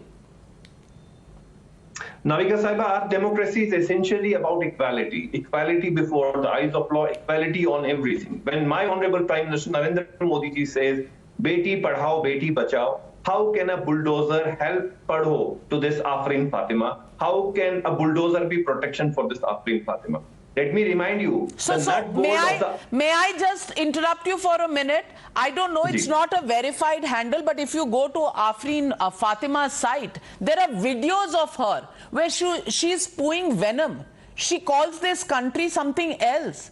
She says the Supreme Court in this country cannot give justice. That is her belief, because that's what is put there in her timeline. And that is what is being stated over there. Then why do you begin to say that there is differential application of law? She doesn't believe in the Supreme Court. Law be damned. Well, exactly, yes. My Honorable Minister says, Goli maro salon ko. That's nectar, that's not poison. And no action is taken, and we appreciate that. No, we appreciate when my Honorable Minister says Goli maro salon ko, we all need to appreciate that, because this is coming from one community and he's speaking against other community. You don't answer the question, no. She said that when you don't believe in a court of law, when you're saying when there are girls, that same Beti Padhao, Padhao, don't use unparliamentary language. Don't use unparliamentary language. Even the court, even the matter went to Election Commission. Those are the institutions which have to take the action. You can't sit here on the television channel and begin to say something that is, not okay. That language is not allowed. You can't use these words on national television, Mr. Majid Hydari. And that is why I'm saying, if you have a problem with any of these sentences, there are courts in this country. There are courts in this country, my friend. Go to the court and get whatever redressal to your grievances are. That is why there is the law of the land and the constitution and courts in this country. But you can't sit here and begin to justify violence, arson, looting, vandalism, because it's not just you and me and police people and politicians who live in this country. There are ordinary citizens in this country, in these cities, who live there and go about their daily work. And Rizwan Ahmed, how come their sensitivity is not important to Mr. Majid Hydari, and only one community's sensitivity is important? Exactly. Right now, Mr. Majid said that our democracy runs on the idea of, that is, equality of law. Mr. Majid, I thoroughly agree with you, but there is some problem, you believe me or you don't believe me, in two set of people in this country. I'll give you a very small example. Mr. Majid, day before yesterday, a young boy, I think in class 12th, he wrote a post on Instagram that he does not support beheading of the fatwas of beheading, and he said, I stand with Nipur. His name was Saad Ansari. 150 of our people went to his house, barged into his house in the night and started thrashing him. Now come to scene 2. Suppose some Hindu boy, class 12, writes in his Instagram that I do not support Nipur. Do you think 150 Hindus will enter his house and start bashing him up? Do you think Hindus will behave like this?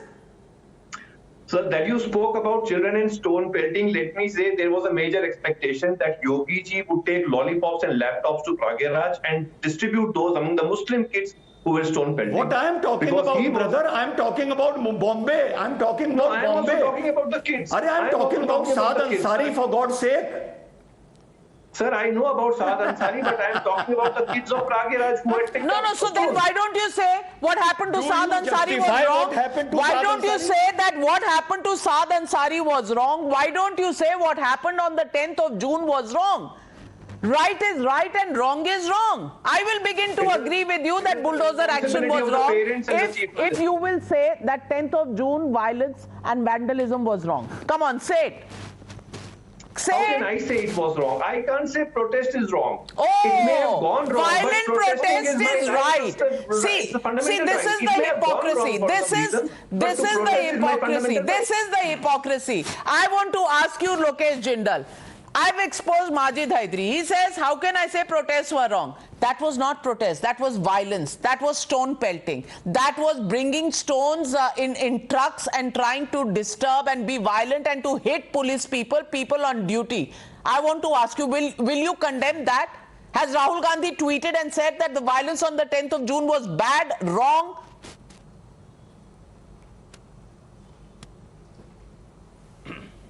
First of all, Navika, I would like to share my viewpoint with my lawyer friend. He talks about right to equality. Now, let me tell you, in the Indian Constitution, there is equal protection of law. Was violence on 10th of June right or wrong? In unequal circumstances. I'm asking you a simple question. About Muslims, law later, women and right children. and wrong, They are right the minorities, and wrong, bata dijiye. And they are the vulnerable groups. They are socially and economically vulnerable. So they should pick up stones. Now, you cannot add insult to the injury by allowing the majoritarians so as to take away all their social and economic rights. What kind of argument is this? Socially vulnerable people should pick up stones. Destroy them. When the law of the land does not consider the Muslims as the equal citizens, why should they follow the land? They are justifying 10th of June violence. They are saying these are vulnerable people, so they have the right to pick up stones. They have a right to, beat up. They have a right to pelt stones at policemen on duty. They are saying this is correct. They cannot condemn this. Shantanu Gupta. Welfare of the Muslims and social and economic development.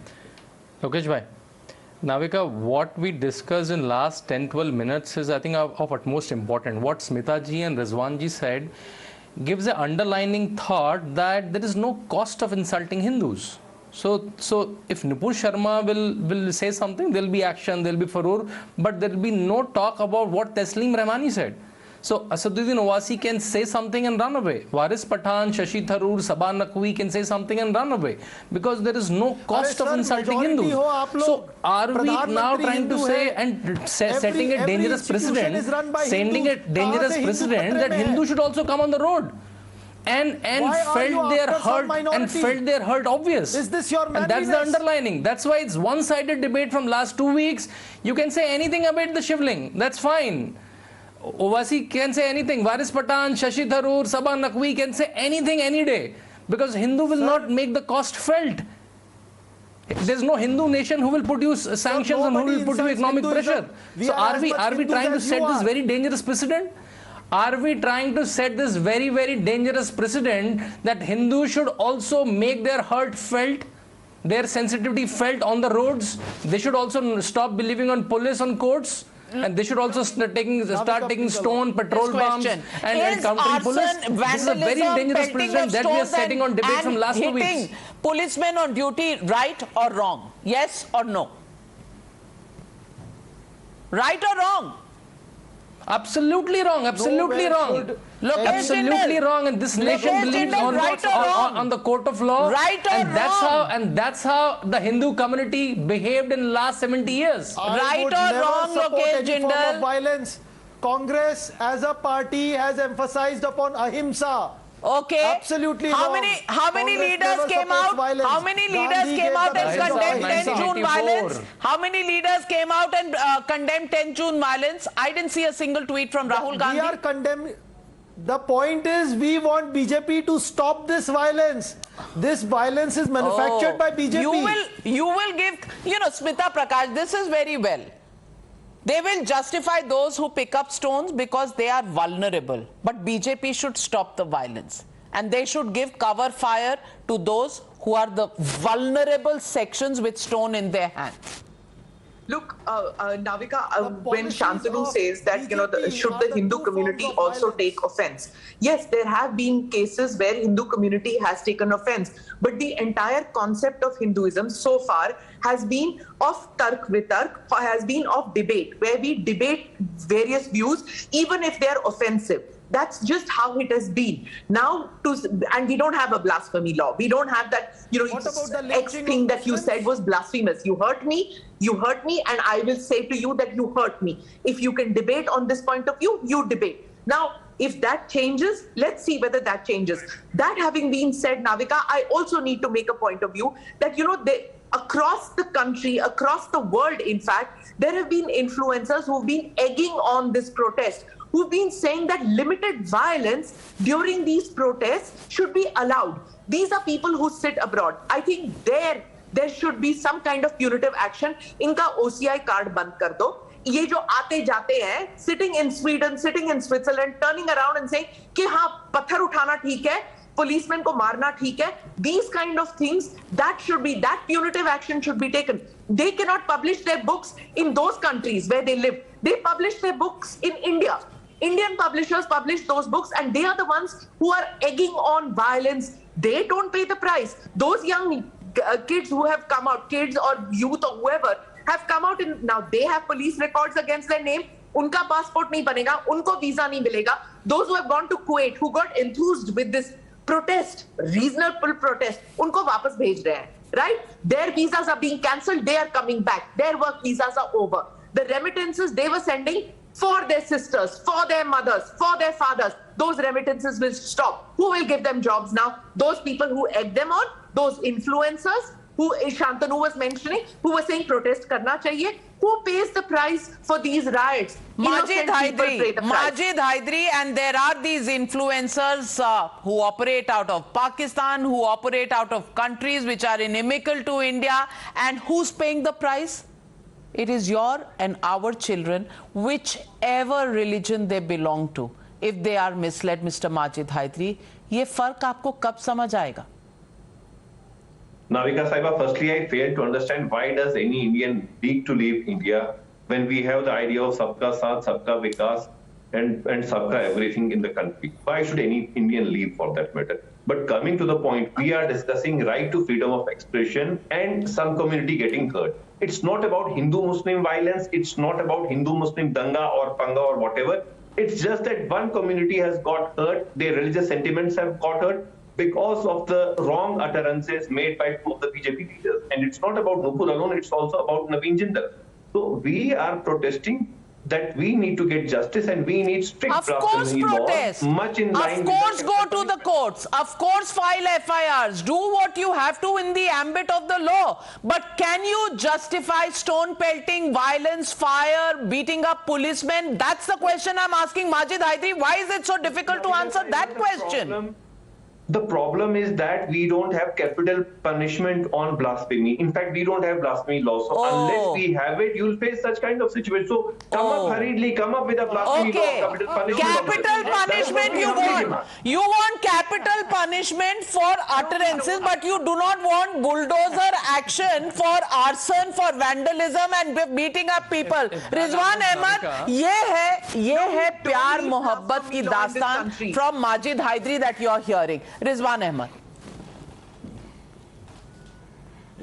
Yeah. Right now, Majid Bhai talked about right of freedom of expression and protest. Majid Bhai, very recently, I'm not talking about history, very recently, Anna Hazare exercised the same right at Ramlila Maidan. He protested for weeks and months.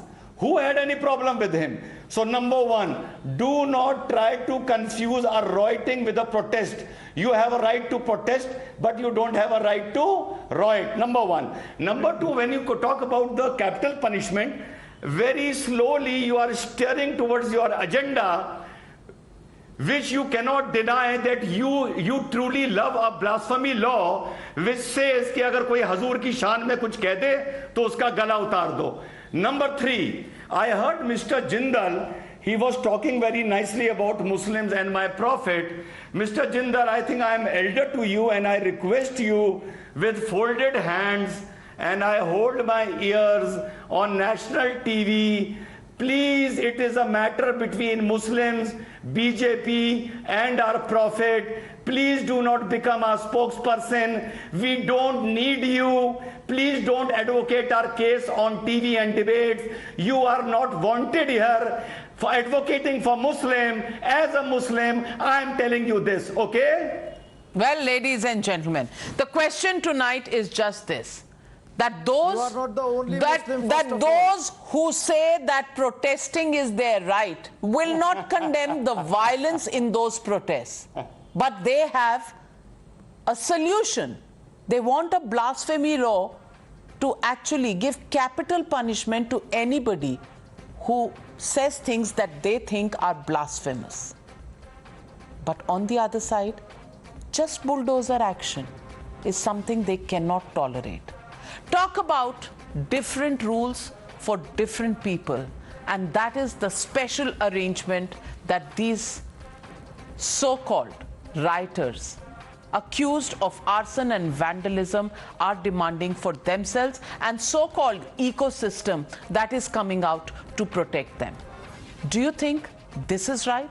Do you think this is in accordance with the Constitution of India? Can special treatment be given to rioters? That's the question India is asking tonight. Thank you very much to my panelists for joining me on debate number 1. Big breaking news coming in at this moment. Rahul Gandhi finishes his second day of questioning and has been summoned yet again tomorrow morning by the Enforcement Directorate. That is going to be day 3 of Rahul Gandhi's questioning. And, well, process, law, but even that is not acceptable because there were Congress workers on the streets yesterday and today.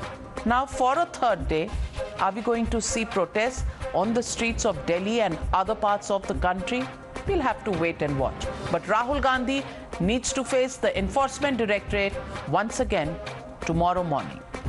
Moving on, today the central government rolled out a radical reform for our defense sector. A short-term recruitment scheme for the armed forces named Agneepath. Soldiers recruited under Agneepath will now be released from service after 4 years, though the new system will have a provision for at least 25% of these recruits to be retained into service for 15 more years.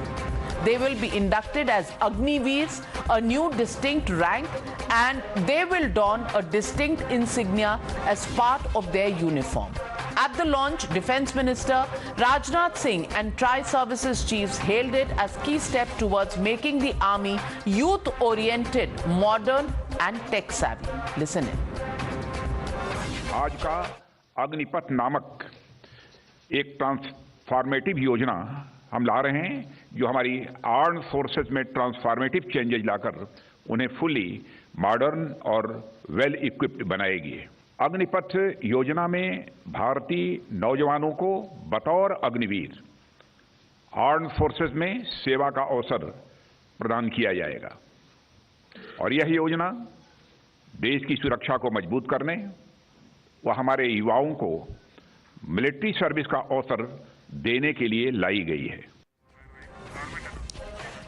Now, the opinion over this move seems to be divided even amongst the veterans. While some welcome the filling in of gaps due to the lack of recruitments in armed forces, there were some others who believed that this could be a risky decision, one which would be investment heavy in comparison to the results it would have to offer. The opposition went a step ahead to call this policy one that offers just part-time jobs. They said it poses a threat to national security, a charge the BJP has vehemently rejected. Listen in. सबसे बड़ी बात है हमारे युवा जो हमारे देश का भविष्य है, जब वो सेना में रहेंगे, सशस्त्र बल में होंगे, तो उनका आत्मविश्वास भी आसमान छुए। वो एक बेहतर नागरिक बनके, चाहे वो 4 वर्षों की बात हो या उसके बाद भी, जब वो समाज की मुख्य धारा में जुड़ेंगे तो उसका बहुत बड़ा लाभ देश, समाज को भी मिलेगी। ये डिफेंस सर्विसेज और देश के सुरक्षा व्यवस्था के साथ फिर एक और खिलवाड़ हो रहा है। जो इसके विशेषज्ञ हैं, जो सेना के चीफ रह चुके हैं, उन लोगों की राय ये है कि 8 साल कम से कम लगते हैं ट्रेनिंग देने में। तो ये 4 साल की ट्रेनिंग दे के ये क्या हासिल करना चाहते हैं? You're watching the News Hour at 9. Debate number 2 on Times Now. Super Prime Time. And joining me tonight, GVL Narasimha Rao, Member of Parliament and National Spokesperson of the BJP, R. Rajesh, Chairman, Society of Indian Defence Manufacturers. Also joining me this evening is Mr. Kishore Tiwari, Senior Leader of the Shiv Sena. But my first question goes to Lokesh Jindal, Leader of the Congress Party. And Lokesh Jindal, where is the problem? It's recruitment of people, gives jobs to people, inculcates duty towards the nation, gives them discipline training, and makes them patriots standing in line of duty for their country. What objection can the Congress Party have with this?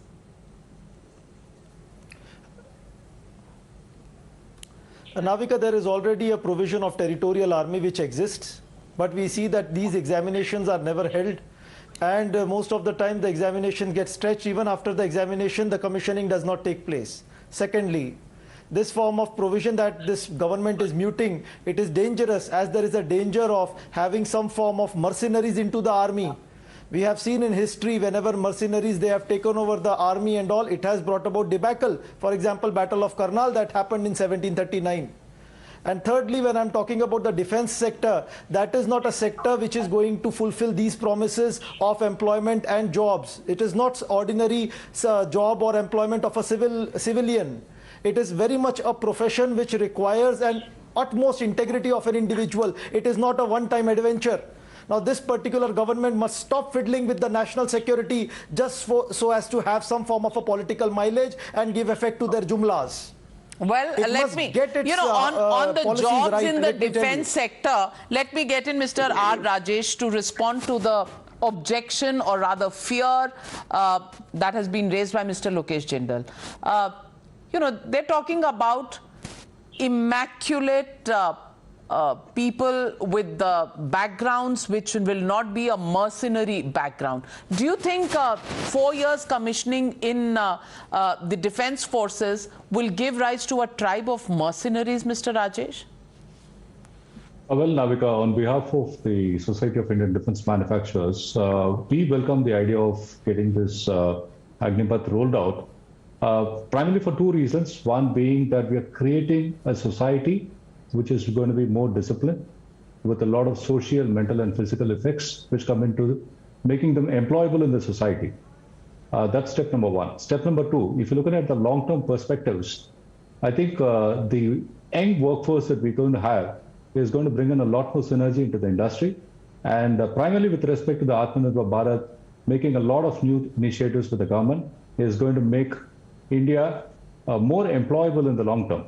Whether it's going to be a 4-year period or an 8-year period, let's not debate about it, but it's trying to create the youth, get into the business in a more significant way. And I think it's close to about 40,000 people, wherein 75% are going to be employed in the industry.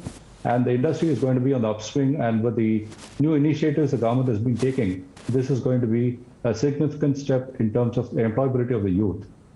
Well, employability of the youth.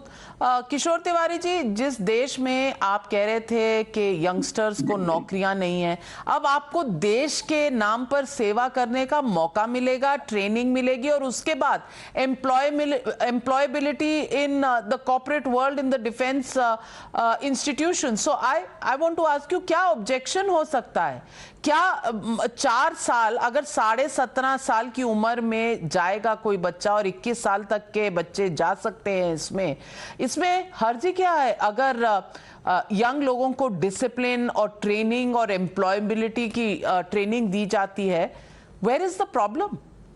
नहीं, देखो, अभी आपके website पर ये पूरी scheme रखी है, लेकिन इसमें गवर्नमेंट ने कहा कि उसने बहुत कुछ सोचा नहीं।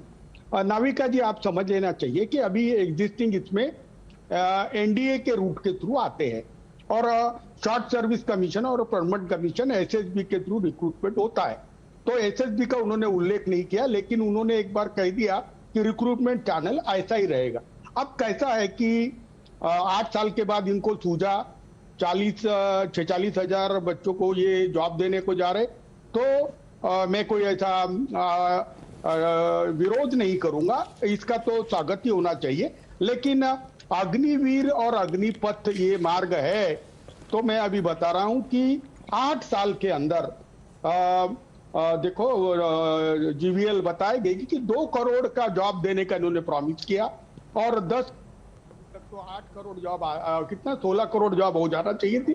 देश में बेरोजगारी बढ़ी है, तो मैं तो कहीं देख रहा था कि जो लड़के अभी जो ये बीजेपी के प्रवक्ता उल्टा सीधा बोलते हैं, तो जो हिंसा हो रही है उसमें पत्थर मार रहे हैं उनके हाथ में, ये सरकार देना चाहती है। तो मैंने पूछा भी कि वही ये क्या उन युवाओं के लिए है, मुस्लिम युवाओं के लिए तो नहीं, है तो नेशनल है। लेकिन राज्य ने कुछ प्रयत्न तो किया, मोदी जी ने भी। Why are you politicizing it? Why are you saying? I mean, if children don't have jobs, then they will be idle and they will take part in violent demonstrations and protests, which many people think are part of a democracy. But GVL Narasimha Rao, they have reservations about these youth being employed in the defense sector. They have no reservations in stone pelting, but youth being employed in the defense sector, isme inko problem hai. What kind of a thought process is this?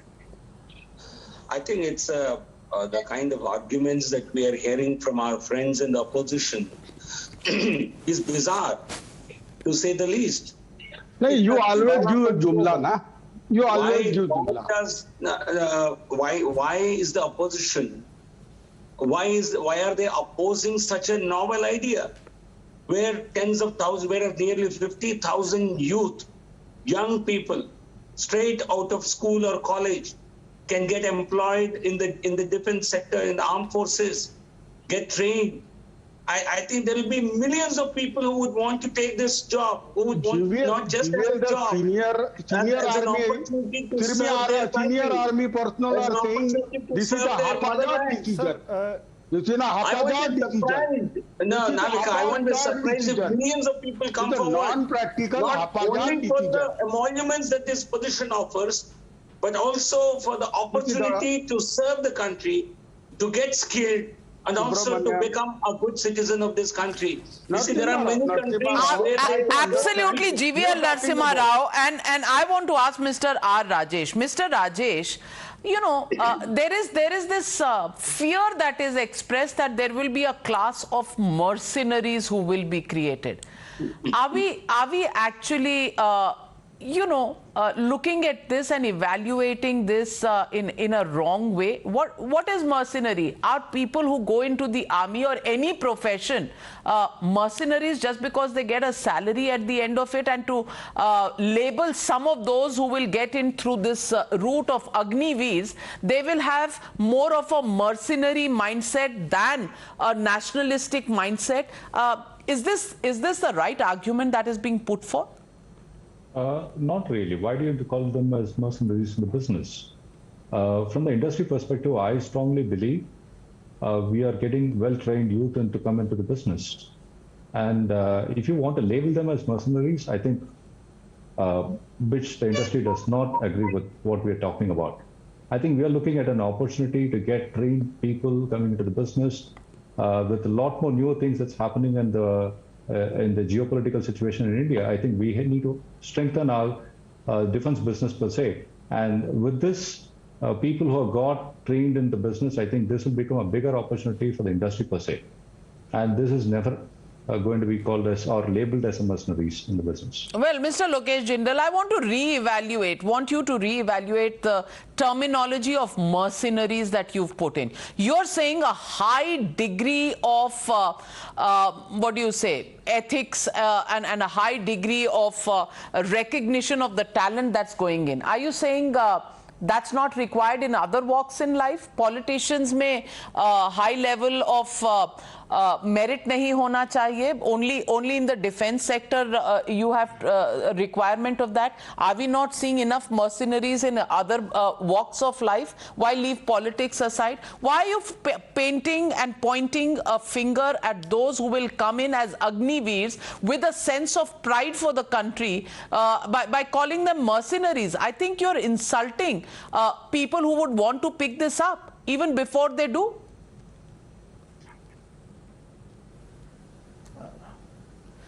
See, there are already provisions available right now. If an ordinary civilian wants to join the army, he can always join via territorial army. That's very much available, and it gives enough age limit also. Secondly, when I'm talking about an army man, a soldier, the Jawan at the border, he is not joining the army just to get some form of an employment. It's a personality. The person dedicates the life to the nation. It's not simply an employment where a person wants to get some form of a lifestyle. No, that's not. Now here, this entire Agniveer and this Agneepath, what they are talking about, they have created it as some form of a job, some form of a source of livelihood. Now, I do not want such people who are simply entering it so as to have their daily bread without any ethos and the kind of outlook that is required for the army.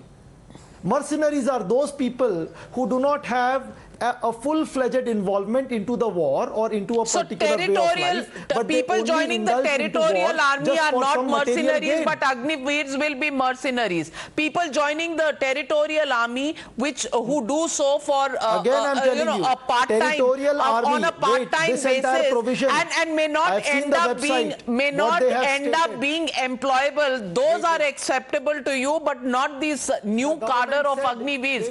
I don't know. I don't understand the logic. Mr. GVL Narasimha Rao, can you explain the logic to him?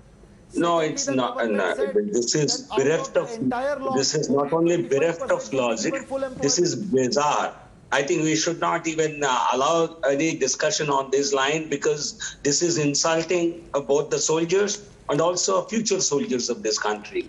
Why are you judging them? Is it just because they're going to work in the army or as a soldier for 4 years? Why do you doubt their commitment or their capabilities? Does it require, even now, there is a retirement at a young age.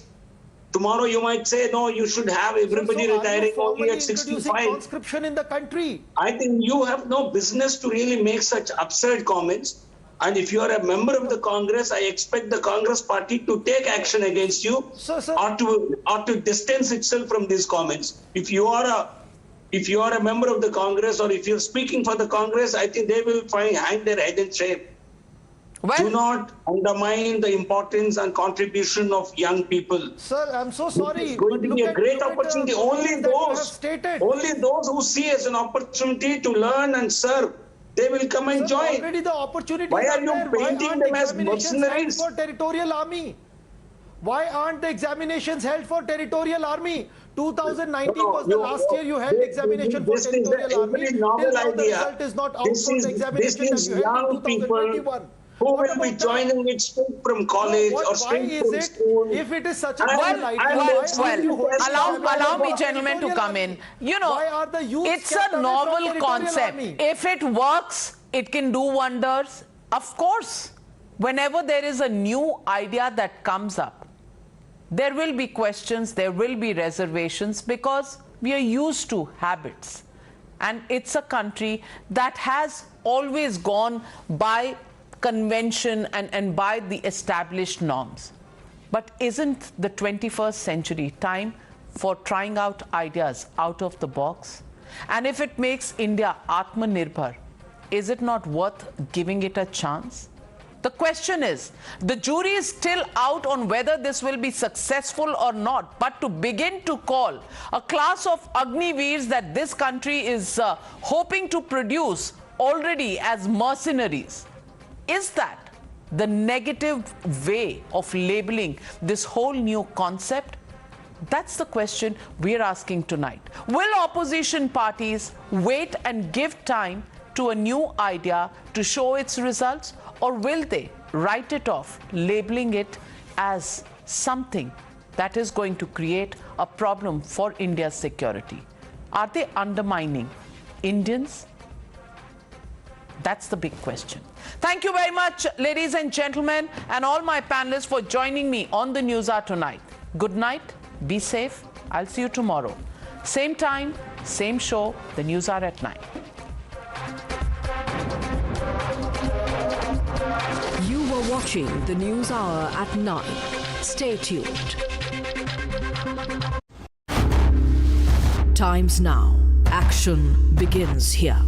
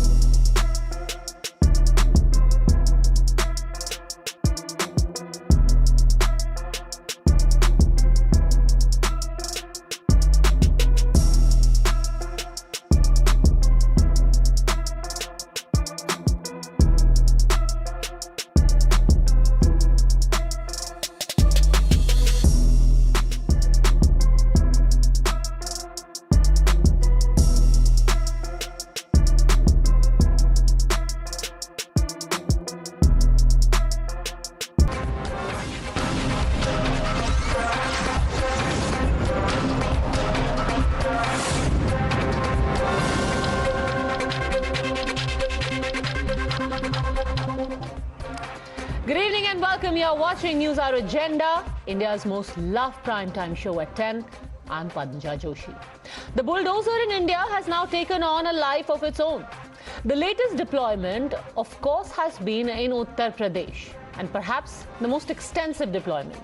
But the use of the bulldozer as an instrument almost of law enforcement is getting opposition from political to legal corridors. In fact, a group of former judges and advocates have now approached the Chief Justice of India, asking the apex court to step in and stop what they call is a wanton disregard of the law. In addition to this, the family of Javed Muhammad, whose house was brought down in Prayagraj after he was accused of being the mastermind of the Prayagraj riots, has also gone to court, along with the Jamiat Ulema-e-Hind, who have asked for this flouting of India's constitutional law to be put to a full stop.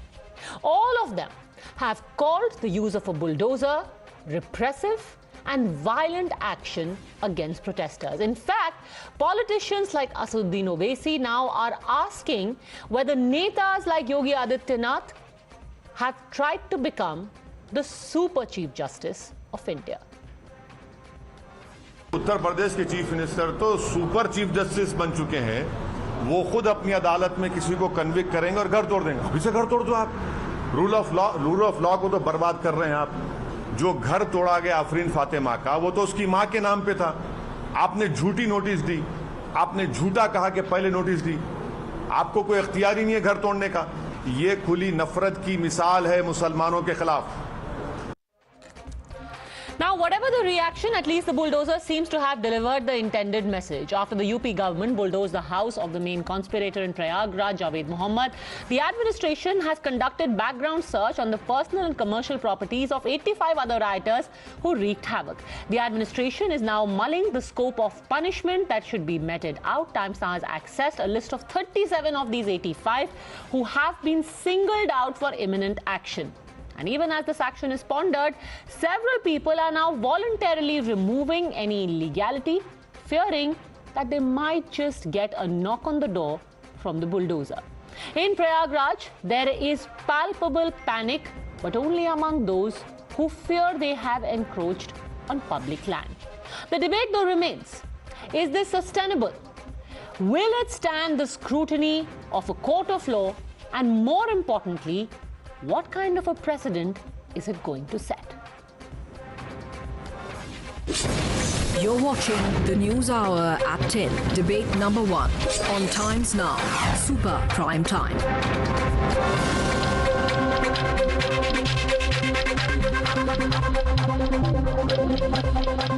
All right, joining us on the debate, we have Syed Aslam Pasha, spokesperson of JDS, Advocate Ehtasham Hashmi, political analyst, Sajid Supariwala, leader of the Shiv Sena, Vikram Singh, former DGP Uttar Pradesh. My first question is to senior journalist Harshvardhan Tripathi. क्या ये एक गलत precedent set कर रहा है that law से बड़ा retributive action? Harshvardhan Tripathi.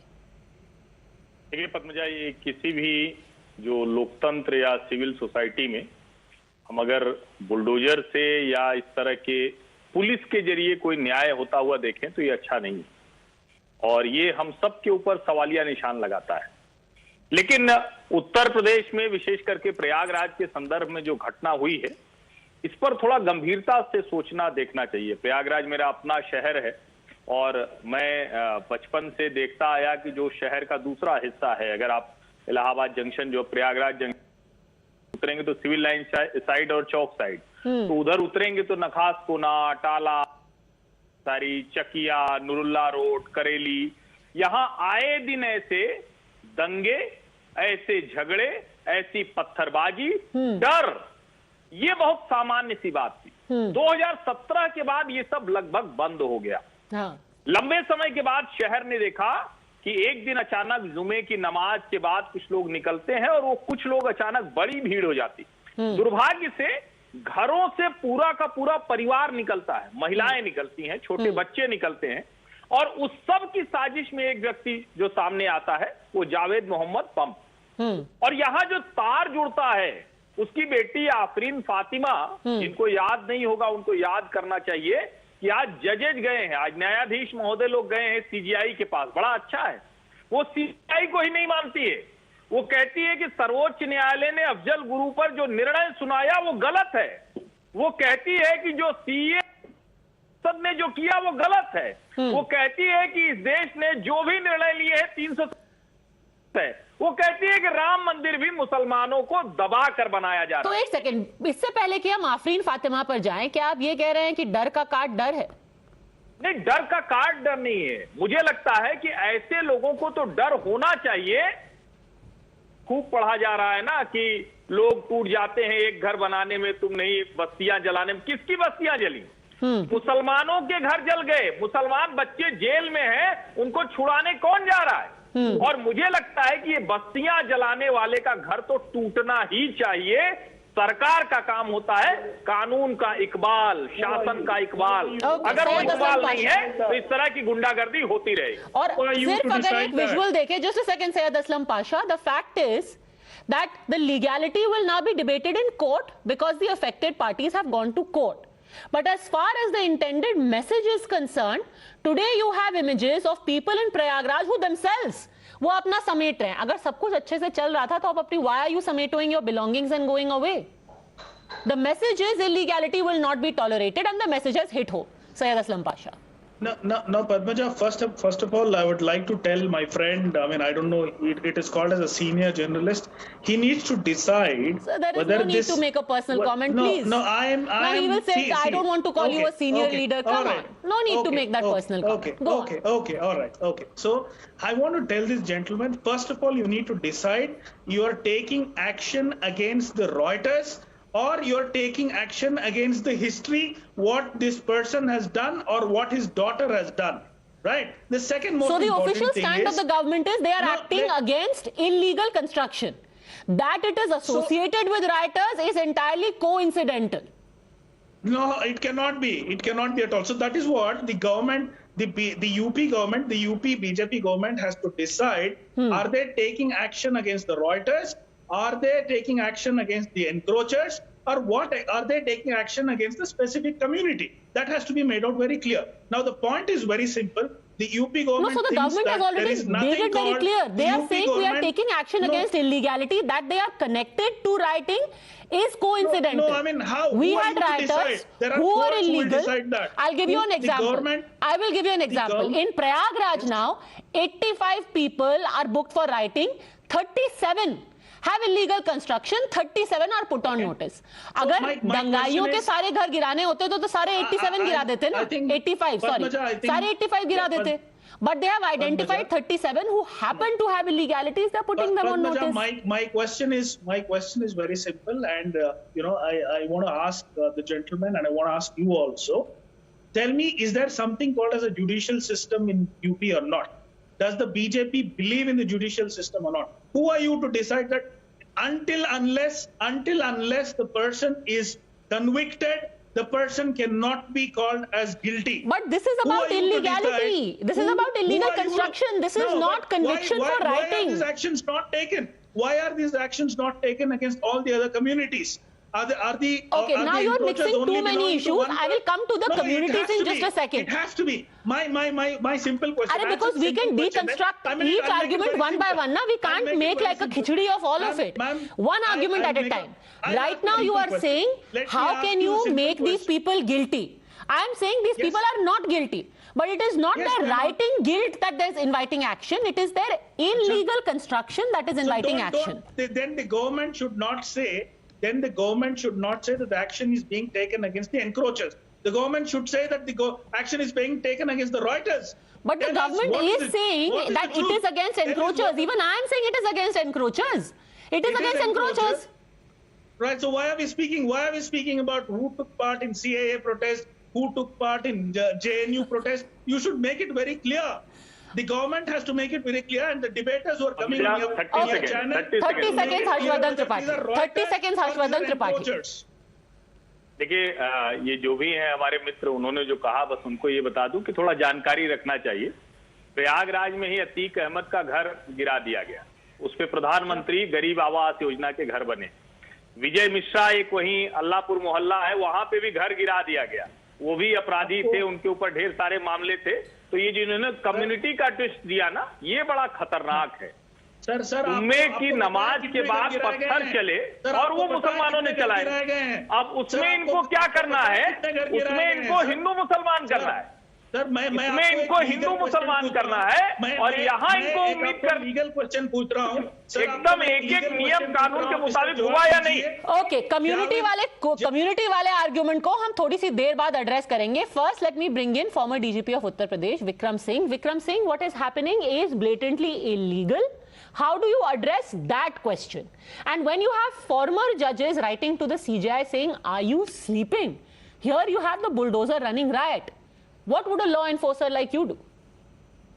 Padmaja, I would like to explain it in very lucid terms with hands-on experience. I am not speaking off the hat. With the greatest of respect to all my panelists, I have done this, and I have done this with absolutely without malice towards none, yet firmness in the rule of law. If an encroachment comes up and the parent department says that this is an encroachment on our land, like the railways, the PWD, the army cantonment, the police, then the police will jolly well go, see the title papers of all the parties. And if the title are there, they will be given a warning and the demolition shall take place. There is no requirement of any judicial intervention. I'll give you example number 2. Padmaja, you go on a vacation and I feel that your plot is very valuable. And I am a Bahubali, I construct a room, maybe a shop in your plot. When you come back, you see, lo and behold, Vikram Singh, the muscle man, the crook, has opened a shop in my plot. You go to the police will come to me, what are your title papers? What are your title? Obviously, your title papers are intact. Then the police say, Vikram Singh, please clear out within the next 12 hours or we will demolish your shop and hand over the project to Padmaja. Where is the requirement of judicial intervention? Now, the honorable judges, when they spoke, this is selective outrage, to say the least. Why were they silent? When the stone pelting happened in Ranchi and in Kanpur and in Allahabad, this is selective outrage, and I take the strongest exception against them. Either you should feel strongly in all phases. This selective outrage and misplaced compassion is uncalled for. You have held the offices of judges, chief justices. I had expected a lot more, and you have disappointed me and the nation. Speaking of selective outrage, Professor Manojit Mandal. Yes. So the point is that this government is a tyrant, cruel government. What is the definition of a government? The government must act like a legal construction across the country. How many of them are you demolishing? First of all, how could they get permission to build their structures?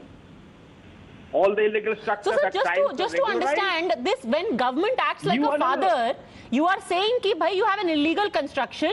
In my fatherly love, squat on government land, squat on railway land. Kal ko Nabanna people will come and squat on Nabanna. In your fatherly benevolence, you will say sit. When you are going to demolish somebody's house, how can you be so insensitive? You need to give them time, need to give them alternative shelter. Even not if they are not to a squatter. That is literally against the law, sir. Municipal law does not allow you or does not need you to rehabilitate squatters. And the people, I mean, Padmaja, the people living in the squatters and the bastis, they run your household. Don't forget that. Okay, Vikram Singh, quickly answer the question. Okay, let's demolish this also. The argument, I mean, not the house. Vikram Singh. The government is fatherly. The government is fatherly. There is a paternal approach that police have no axe to grind with anyone. But there is a son who is like Shravan Kumar, and there's a son who's a prodigal. A son who's a prodigal, and after many notices, if the son refuses to be prodigal, encroachment, and therefore encroachment will have to be demolished. And encroachment will have to be demolished. And anything that is illegal is not only illegal, it is immoral, and it has to be demolished. For too long, Padmaja, soft pushing and soft peddling happened, and the administration did not take a firm action. Now that firm action is being taken, of course, people are very concerned. And the elitist concern, I say it is an elitist concern. And I think the administration is perfectly right in their powers.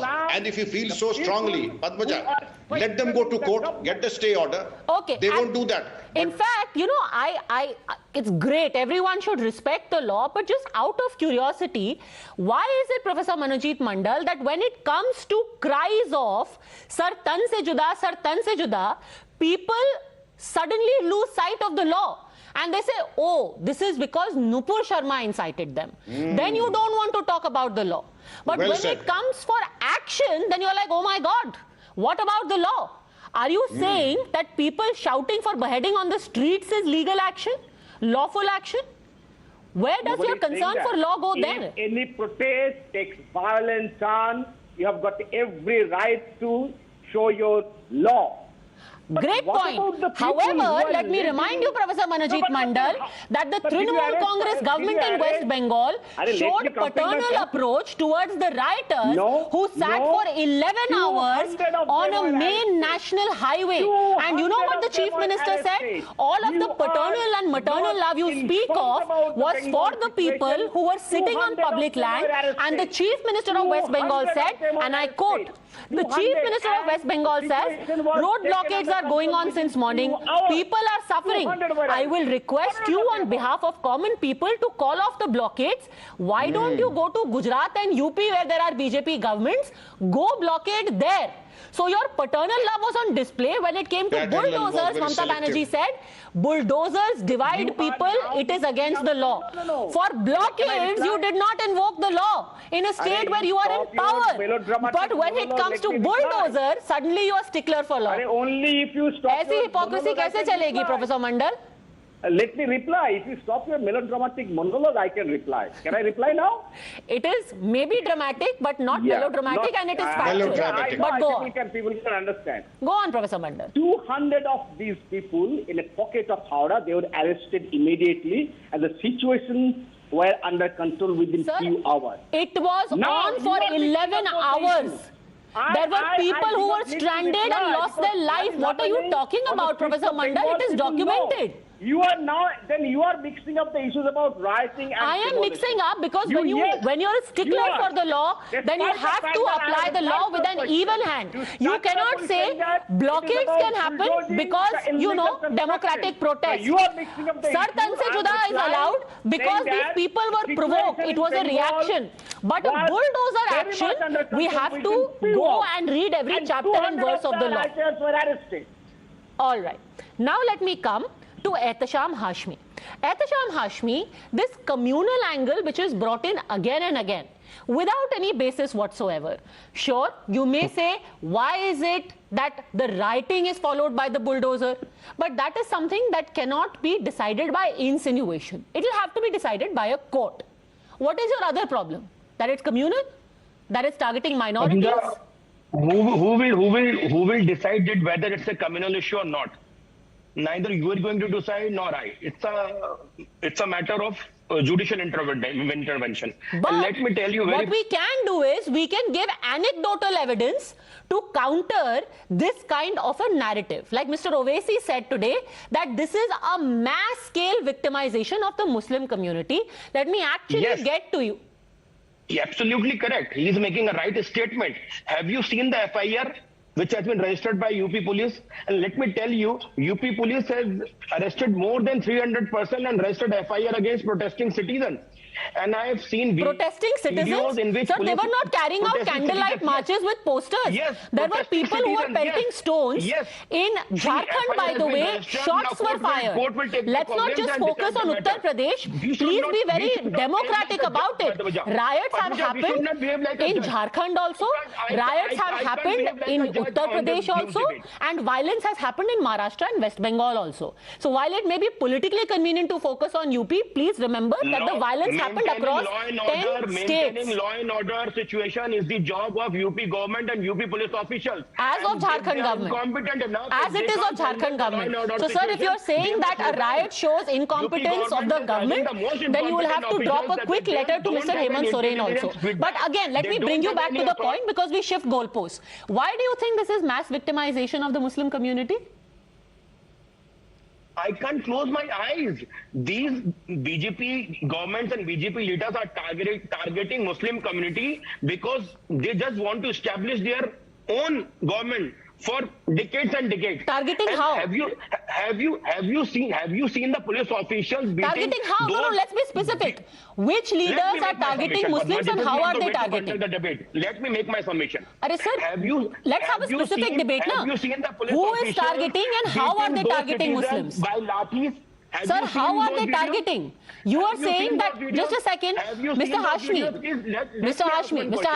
So let's settle this one issue. You are saying that Yogi Adityanath is trying to establish his career by using the bulldozer to mass victimize Muslims, correct? Yes. And how many unauthorized constructions are in UP government? Do you have any Great question. Now let's play for you what happened in the March of 2022. Bang in the middle of this mass victimization of the Muslim community in Uttar Pradesh. Guess what Yogi Adityanath did? My colleague Amir Haq was there in Aminabad where this mass victimization of Muslims was taking place. Watch this report. This dilapidated structure of a building behind me provides testimony enough that the government has been acting not in a partisan manner, but they've been acting against people belonging to all castes, all communities. Well, this is a two-storied commercial structure that was built adjoining this Mahavir Ji ka Mandir, a mandir that was being managed by the Pathak brothers, as they are known here in the Aminabad area of central Lucknow, and this commercial building had been constructed by them while flouting all the norms. In fact, this happened to be a huge encroachment on this particular park, which was owned by the Lucknow Municipal Corporation. What happened, Mr. Hashmi? Bang in the middle of a mass victimization drive of Muslims, he goes and demolishes a temple. What is going on with Yogi Adityanath? I think you should read the FIR registered by UP police. Sir, answer the question. I just showed you that there is a full-fledged temple, not a house, not a wall, not a payment, a full-fledged temple in Lucknow, in the capital city of Uttar Pradesh, where Yogi Adityanath lives, was demolished by him. Why is this Muslim baiter demolishing a temple? From where police got this right to beat those citizens under the police Why are you custody? not answering my question? We are talking about the bulldozer as an instrument of victimizing Muslims. You please tell me, why are they demolishing temples?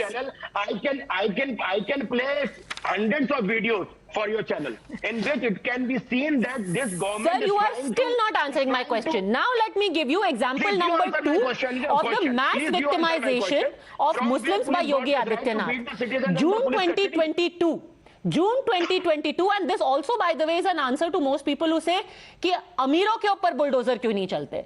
You would be pleased to know that in June 2022, which is 3 days ago, 62 farmhouses were raised on the 1st of June and 15 farmhouses were raised on the 8th of June in Noida, where I'm sitting right now. Some of these farmhouses, Mr. Hashmi, cost as much as 4 to 5 crore rupees, and many of them were owned by Hindus as well. So why is the bulldozer a weapon for victimizing Muslims? Farmhouses are being raised. Temples are being raised. It's an equal opportunity offender bulldozer. Padmaja, I am challenging you and I am asking you to show a single document to substantiate your claim that house which has been bulldozed by UP government was an encroachment that house has been built on an encroached land or on government land. Show me a single document, I will be out of this debate. Okay, before we go to that, can I settle the debate of that this is not about baiting only the minority? Have we settled that debate? Let's be clear on that. No, not because you have to answer my question. But I just showed you that the temple was broken. How can you be anti-Muslim and break a temple? To beat those citizens under the police custody by using lathis. But you still haven't answered the issue of the bulldozer being used only against Muslims. Your claim that house was an illegal encroachment. Show me a single document. But sir, you are dancing around my question. My question is very simple. How can you say a bulldozer is used only against Muslims when I just showed you that a temple was broken? And this is just one temple, by the way. Multiple such mini temples have been broken. Selective policy, selective law against selective community, or I can say... But I literally just showed you that he used it against other communities. I am just asking, show me a single document to substantiate your claim. But you haven't answered my question about whether we have settled the debate of this being used only against Muslims. See, let me make my point very clear. Government has each and every authority to remove the illegal encroachment on government land. Now, my second question. So this is great. जब मंदिर टूटे तो encroachment. जब किसी का और का घर टूटे जावेद मोहम्मद का तो वो mass victimization हो गया. Don't try to behave like a BJP spokesperson. आप पढ़ी लिखी हैं. You know, this, sir, I have to say that personal attacks are the last resort of somebody who's run out of an argument. And I'm so used to it now. I am so used to it. This is literally a fact. You can see it on your screens. You didn't have any answer. Please show your face. Please show your face to... my face is very visible, sir. We are all in a window right now. But that being said, I think everything is visible to the people watching right now. However, I will take your question to Bikram Singh. Where is the paper? Now it is a case of he said, she said, Bikram Singh, where Javed Mohammad's family is saying that we've been paying our taxes. The house was in the name of his wife. The UP government is saying we issued him notice in May and in June he did not reply, hence we demolished it. Who is lying? Ehtisham Hashmi says government is lying. Padmaja, I would like to answer legal and logical questions and not emerging out of buffoonery.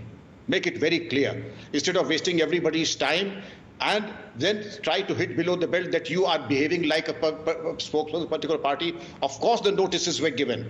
Now that the notices were given, there are ingenious ways of saying that the notices were not sent. Show me the copy of notice. And in the debate, it's not possible to show notices. You don't have any idea. Okay. You are an encyclopedia of all knowledge. What are you talking? You are not an encyclopedia of all knowledge. And instead of you lose the point, logic, and you show me your... Do you show me your identity card? You show me your PAN card? We are not here to show each other these cards. We are here to argue on the basis of the facts that are there in the domain. Since you don't have any argument, you start how do you know there wasn't any notice? The government has put out a proper document saying we issued notice on the 10th of May. What proof do you have that notice wasn't issued? Please behave yourself. I am respecting your age. Okay, no, please let's not make it personal. Sir, very respectfully I'm asking you, Mr. Hashmi, what proof do you have to show that notice wasn't issued, Mr. Hashmi? Officials like you. Mr. Hashmi. You current police officials are destroying the nation. Whole nation is watching you. This is very unfair. This is very unfair. Mr. Hashmi, I will request your silence. Please tell me, do you have any evidence to show that notice wasn't issued? Ehtisham Hashmi. Only Supreme Court asked me to produce my identity card. Ehtisham Hashmi? Police officer, behave like a police officer. Don't try to behave like a judge. You don't have the Okay, right. I do not think there is any point in having personal attacks on each other. Let me now bring in Sajid Supariwala. Sajid Supariwala, ultimately you can have a political narrative or you can have a legal narrative. The legal narrative right now is that the government says we've got our ducks in a row. We did not have the map passed by Mr. Javed Mohammed, which is the reason why we issued him notice, gave him time to reply, and then the house was demolished because the wall, etc., was on illegally on government land. The political narrative is he was targeted because he's a Muslim. Who should we believe?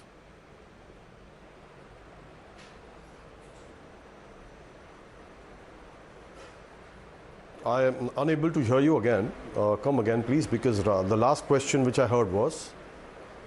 My question is, what reason do you have to believe that this is politically motivated? The UP government says they are driven by the law. And as far as the law is concerned, they have their ducks in a row. There is illegality, they'll demolish. Okay, now can we...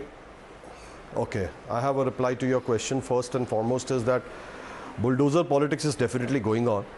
I am not stating anybody or I am not siding with anybody. I am giving my personal opinion, which I have been watching, and definitely in UP and other places also, only 37 houses were illegal or many were illegal. How many were illegal? You need to find out that.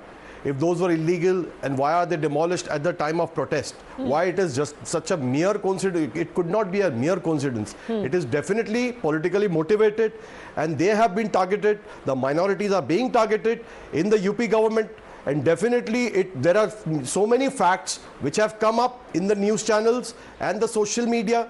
Some are shown on the news channels, some aren't shown on the show channels. But I think if this was the case, if the protest is so bad, and if by the protest you have the right, is this a judicial action? It is not a judicial action. If it was a judicial action, we would have accepted the fact that it is provided by the court. The court has never told you to go and demolish anybody's house. A suspect's house can be easily demolished. Is this the case? If this is the case, if this is the case, if this is the case, one minute, please. I'm continuing. I'll forget my point. I'll forget the point, ma'am. I'll forget the point. I'm coming to your point. If this was the case, then in Gujarat so many riots have happened. This whole discussion will be pointless. आज तो किसी का घर ही नहीं होता. Every BJP house or the rioters' house would have been demolished. Gujarat would have been a big highway. Some of them are, sir, in Maharashtra. This was the way the court is deciding. The court has never decided like that. This is dadagiri.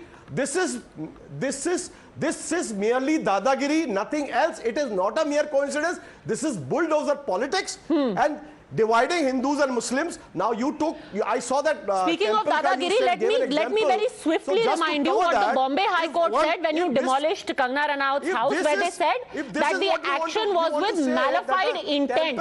However, you do have a valid point where you say that timing coincidental hai kya, Harshvardhan Tripathi? Or is the government being too clever by half? Illegality की बात करते हैं, but political statement करते हैं दंगाइयों का घर तोड़ के और alleged दंगाइयों का घर तोड़ के.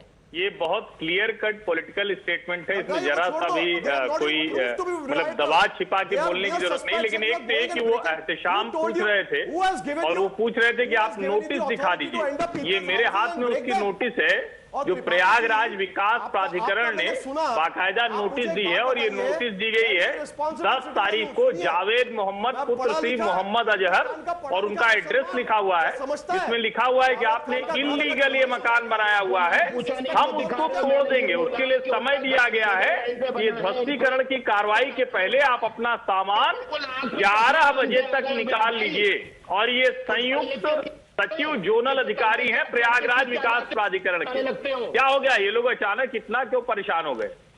इतना क्यों परेशान हो गए? फैक्ट इनको इतना परेशान इसलिए परेशान हो गए भाई साहब क्योंकि आप आंख पे जो चश्मा लगा के आए हो ना नारंगी कलर का, अरे नहीं, ये Ehtesham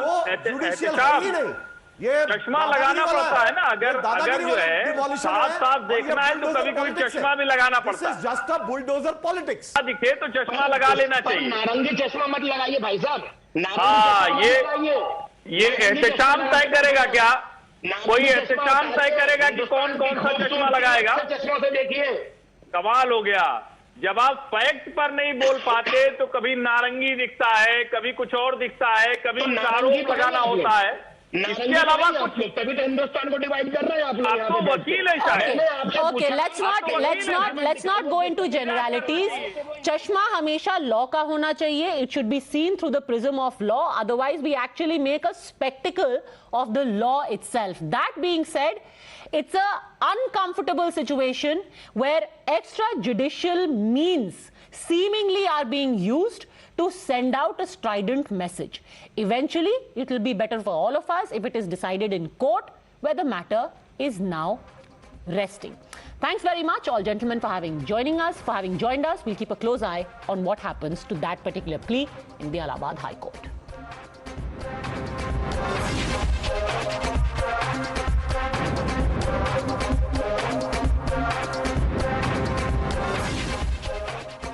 A massive move by the government today. It rolled out a radical short-term recruitment scheme for the armed forces. The policy is called Agneepath, and under the new model, young men and women will be inducted as Agniveers, a new distinct rank. They will also wear a distinct insignia as part of their uniform. The soldiers recruited under Agneepath will be released from service after 4 years with a severance package of over 11 lakh rupees.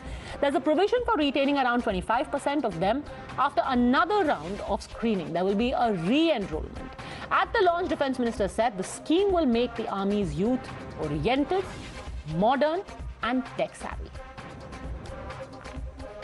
आज का अग्निपथ नामक एक transformative योजना हम ला रहे हैं जो हमारी आर्म्ड फोर्सेस में ट्रांसफॉर्मेटिव चेंजेस लाकर उन्हें फुली मॉडर्न और वेल इक्विप्ड बनाएगी।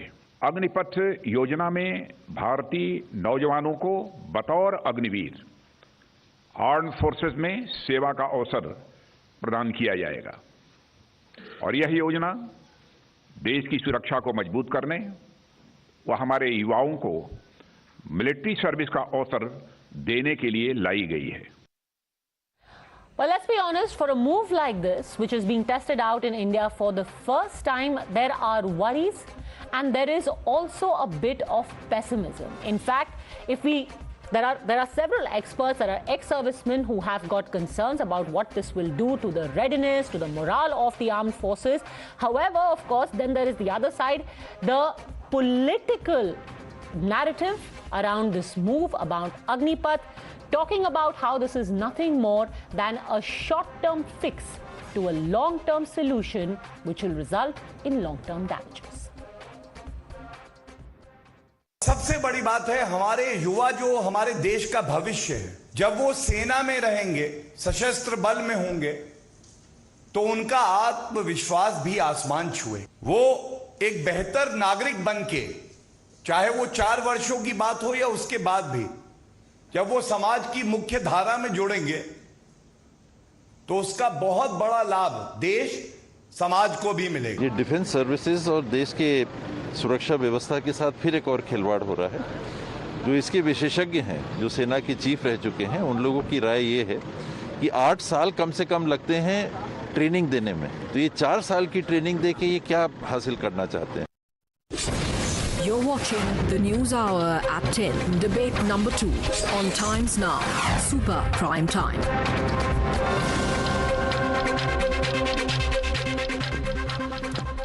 Okay, joining us on the debate, Sanju Verma, national spokesperson of the BJP, Colonel Dini, defense analyst, Dr. Suman Siraman, political analyst, and Lieutenant Colonel Anil Dahoon, army veteran. Lieutenant Colonel Dahoon, let's start with you. What are your concerns? Hi, good evening, Padmaja, and good evening, the panelists and the viewers. First and foremost, I would like to ask, is this decision a political decision or this decision is a military decision?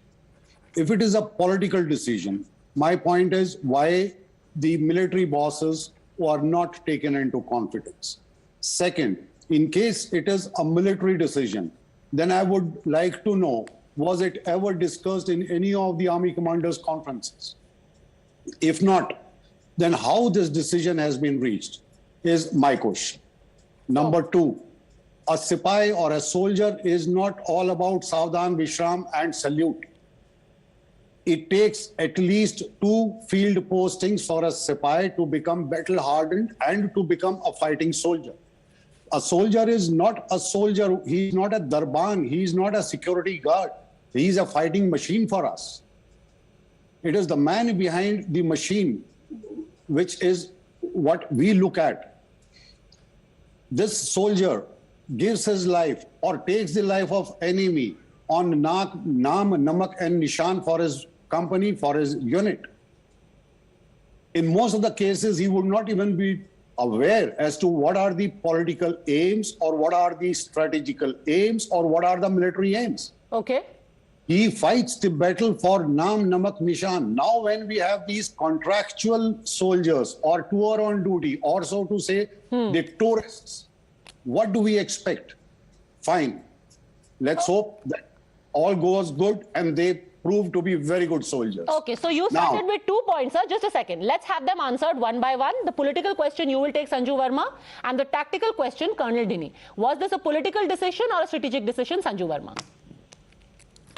Padmaja, when a democratically elected government of the day takes a decision, it is a decision in the larger interests of the nation. So to compartmentalize it and say whether this was a military decision or a political decision, with due respect to the earlier gentleman, is trying to, sort of not look at the larger picture.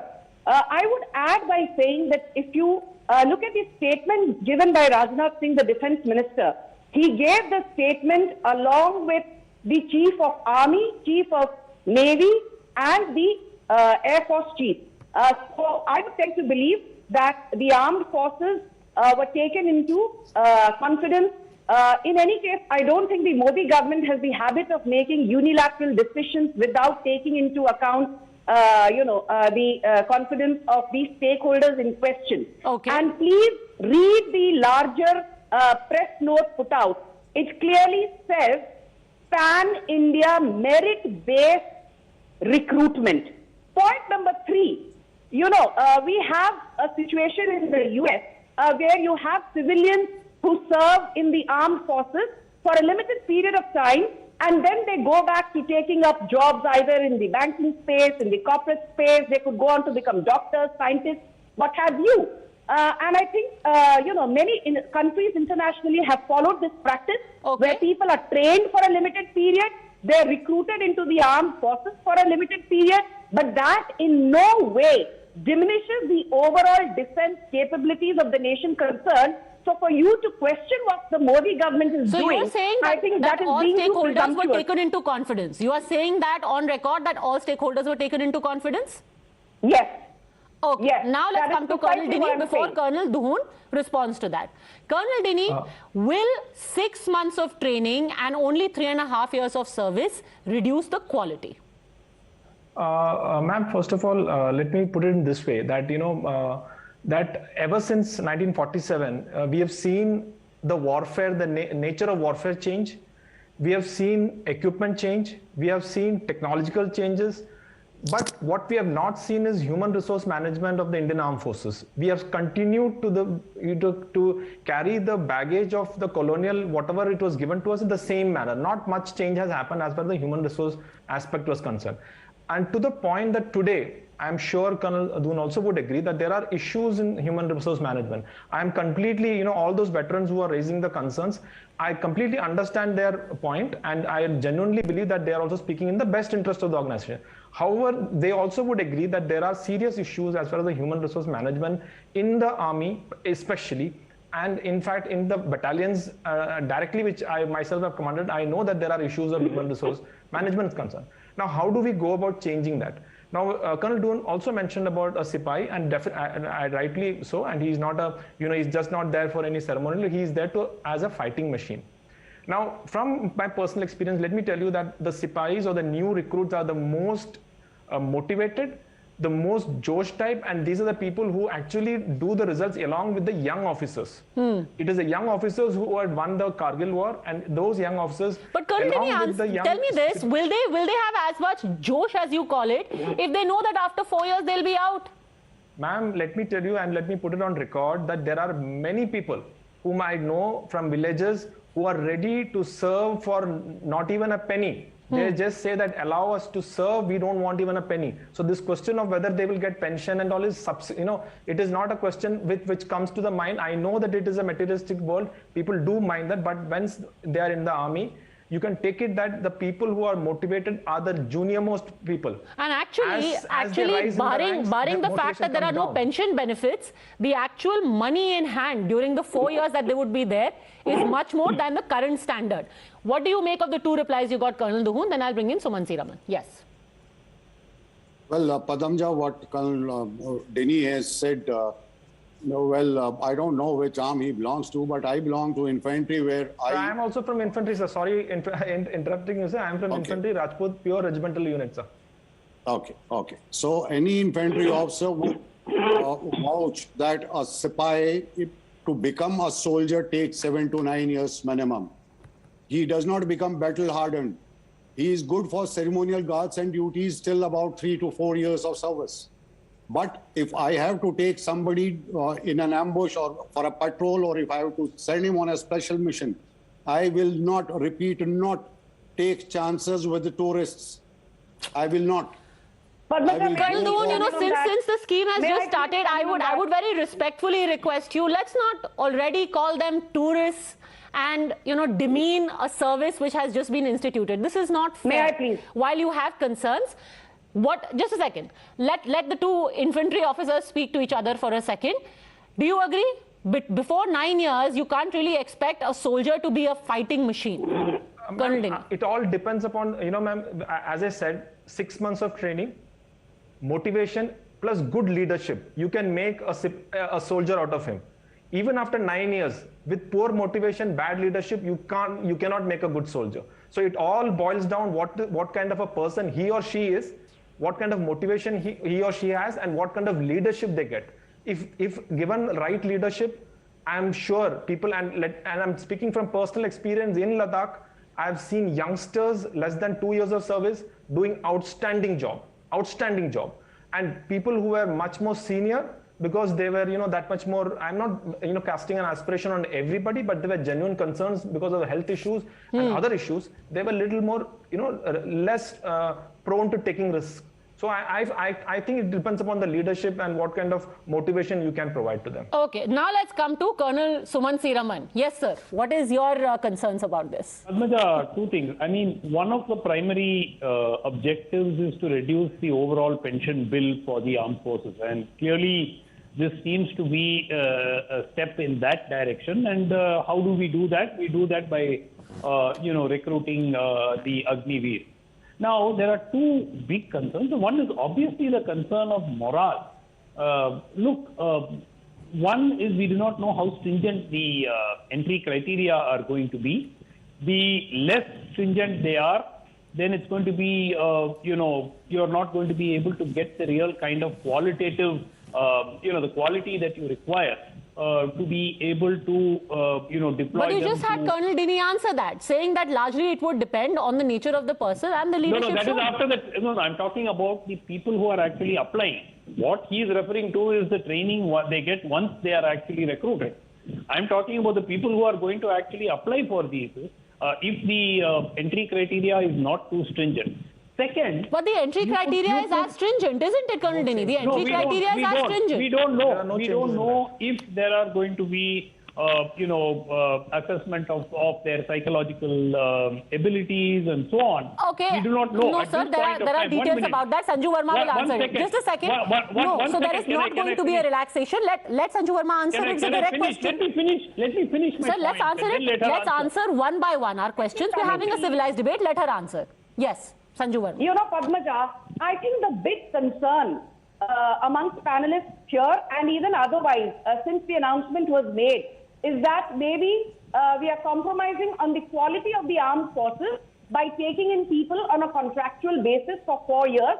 And, most people feel that experience is what counts, and youngsters do not have the experience or the capability to be a part of this entire process. So I just want to quickly say a couple of things. It will take me 20 seconds. I have a list here of the 10 Kargil war heroes who have been decorated with either Paramveer Chakra or the highest honor posthumously. Captain Vikram Batra, who attained martyrdom in his mid-20s. You had Grenadier Yogendra Singh Yadav, again given Paramveer Chakra posthumously. You had Lieutenant Manoj Kumar Pandey of the Gorkha Rifles, again barely in his 20s, given the Paramveer Chakra. You had Lieutenant Balwan Singh, Mahavir Chakra. You had Major Rajesh Singh Adhikari. But what's your point, ma'am? Into his 20s. And given the Paramveer Chakra, my point is this. Most of our decorated war heroes from Kargil are people who were barely in their mid-20s and gave the supreme sacrifice for the nation. So let us not question the credibility of our youngsters. Let us not say that experience matters, but youth can be discounted. Okay, slight difference in that example is because here it's not about the age of the people, it is about how long they are trained for. I think that is the concern being raised. But Colonel Dini, please clarify this. As far as I know, there is no relaxation of criteria for entry and recruitment, is there? Absolutely, ma'am. That was what I think was made clear, that there will be no drop in standards as far as the recruitment standards are concerned. And even the training, what was mentioned was that training also would be done in such a manner that there will not be a drop in the standards, training standards. So but one thing I'm very clear that the recruitment policy will not undergo a change. The bare minimum requirements will be the same. That will not be diluted. That cannot be diluted.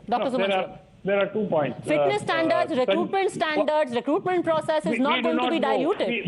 Look. First of all, this entire concept, you already have the concept of a short service commission in the army, which has been there for very many years. That is for officers, sir.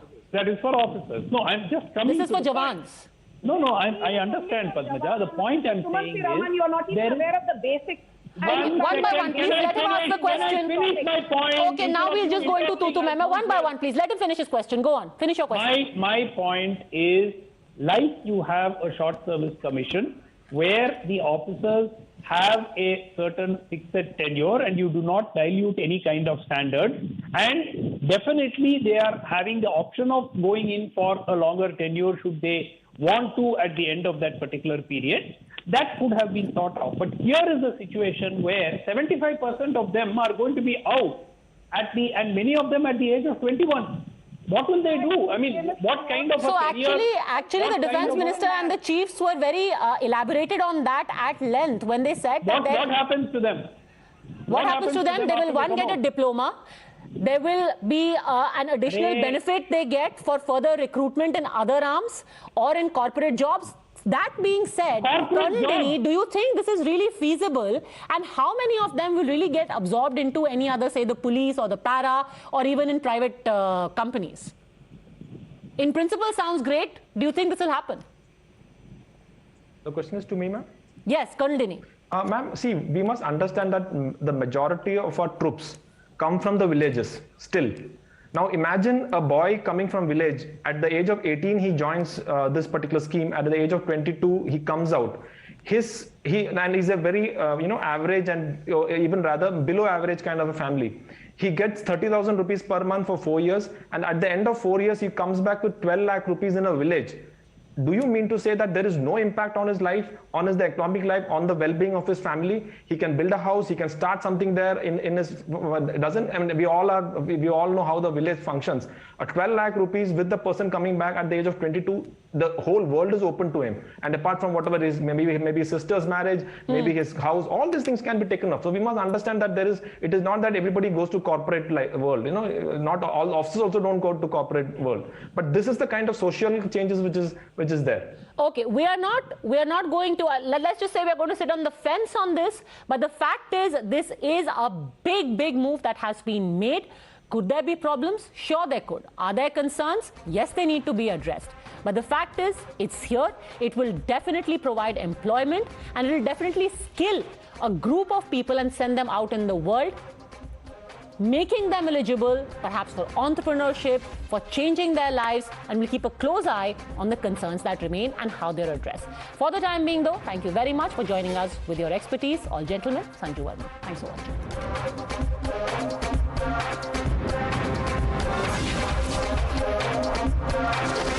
The News Hour at 10 will be right back after the break.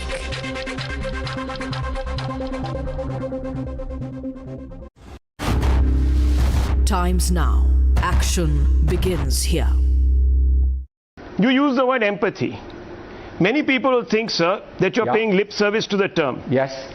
Empathy is acknowledging that a genocide happened. Right, that's your opinion. Let me finish. That's your opinion. Let me finish, sir. Why aren't you letting me finish? I'm not here to satisfy you. What have we set off? Opinion. I can't ask you a question. You finish because you turn everything around. I'm sorry. I'm not. You use these words. Listen, this is my last warning. If you don't want a conversation, I walk out. If you don't want a conversation, I walk out. Simple. But Mr. Khurshid, if you're not going to allow me to frame the questions on the words that you yourself have used, then how can we have a conversation? You're watching the News Hour at 10.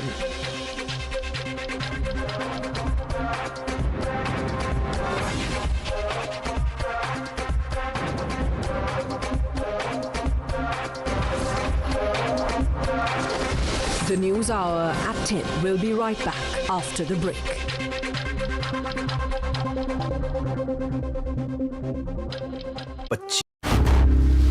Times now. Action begins here. When I see young Rahul Gandhi to go and stand with the Naxal supporting students, Tukde gang, give them ideological. You're watching the News Hour at 10.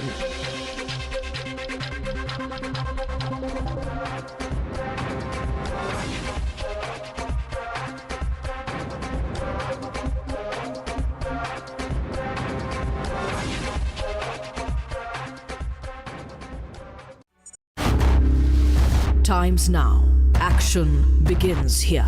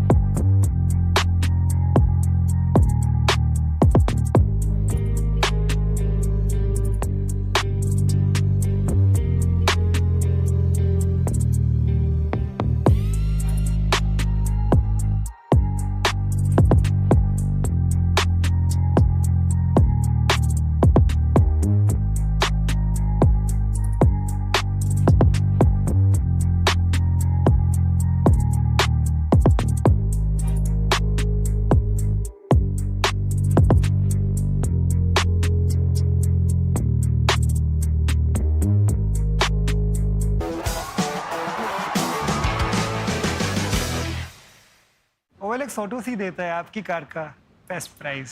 क्या बात कर रहे हो? यही कि OLX autos ही देता है आपकी कार का बेस्ट प्राइस। ये प्राइस नहीं, सरप्राइज है। Visit olxautos.in। डाउट्स जब भी आए उसी वक्त सॉल्व करेंगे, तभी तो रिजल्ट्स दिखेंगे। बायजूस क्लासेस, ट्यूशन सही तो रिजल्ट सही। 8 साल में हमने असंभव को संभव कर डाला है। गम्यों के सूरज का देखो पश्चिम में भी उजाला है। रात गई अब दिन आएगा भी तो ये बस भोर है। ये भारत का नया दौर है, ये भारत का नया दौर है, ये भारत का नया दौर है, ये भारत का नया दौर है। सेवा, सुशासन और गरीब कल्याण। It's finally here. Very good, sir. ये लोग तो सही है बोल के निकल जाते हैं। क्या हुआ? मैंने म्यूचुअल फंड में पैसे डाले, मेरे इन्वेस्टमेंट की वैल्यू काफी डाउन है। अरे भाई सर, पोर्टफोलियो मेरा भी डाउन हुआ है। मार्केट्स का तो नेचर है ऊपर नीचे होना। हमारा काम है म्यूचुअल फंड्स में इन्वेस्टेड रहना। बात तो सही है। म्यूचुअल फंड निवेश बाजार जोखिमों के अधीन है। योजना से जुड़े सभी दस्तावेजों को ध्यान से पढ़ें। Times now. Action begins here. You use the word empathy. Many people will think, sir, that you're paying lip service to the term. Yes. Empathy is acknowledging that a genocide happened. Right, that's your opinion. Let me finish. That's your opinion. Let me finish, sir. Why aren't you letting me finish? I'm not here to satisfy you. What did we set off? Opinion. I can't ask you a question. You finish because you turn everything around. I'm sorry. I'm not. You use these words. Listen, this is my last warning. If you don't want a conversation, I walk out. If you don't want a conversation, I walk out. Simple. But Mr. Khurshid, if you're not going to allow me to frame the questions on the words that you yourself have used, then how can we have a conversation? I don't understand what rules these are. No. Anyhow, You can ask me the question. Please understand. Khurshid साहब मैं बताऊं problem क्या है। मैं आपको सच्ची बात बताता हूं, and from the bottom of my heart I want to tell you this, that the people from your party have been openly behaving like genocide deniers. They are denying there was a genocide. It's not a good thing. Number one, as a vice person, senior most leader, if you can just put some sense in their mind and say, okay, you don't acknowledge it, but don't be a genocide denier. Second problem with your party is that they are using this film as a collateral damage for their political battles, which is not a good thing. I always ask your party people, would you ever do that with Schindler's List?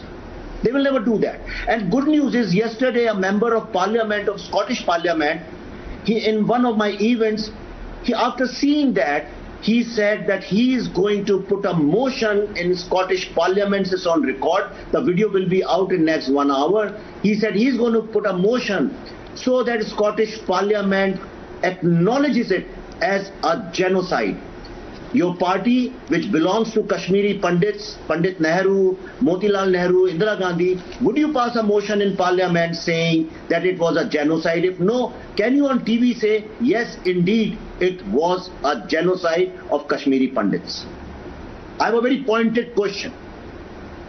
Was it a genocide? Can I answer that? Yeah. Yeah, can I answer that? Can I answer that? Yeah.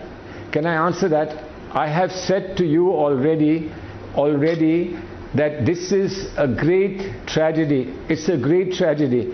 And it's a painful tragedy. And I've also said to you that your attempt to express the truth about this tragedy is something as an artist you are entitled to do.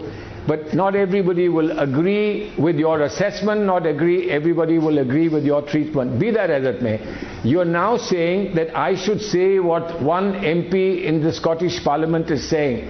Now, that's not for me to say here. You are asking me to convey a message to my party. I will happily convey a message to my party. My only difference with you today has been that you used the artist's or the filmmaker's technique by saying, Mr. Khurshid, your face looks helpless. Now, please don't do these little tricks with me. My face doesn't look helpless. I don't want to say, do, or act in a manner that would be feeling feeding what we don't want fed, which is a difference of opinion that goes down to the ground and divides our people. You have said something and done something. I am saying we shouldn't be banning it. I am saying we shouldn't be celebrating it. We should just look at it as a piece of art, agree and disagree. But at the end of the day, the takeaway should be, let's get our country together again. Please, let's get our country together again. That's all that I can say authoritatively today.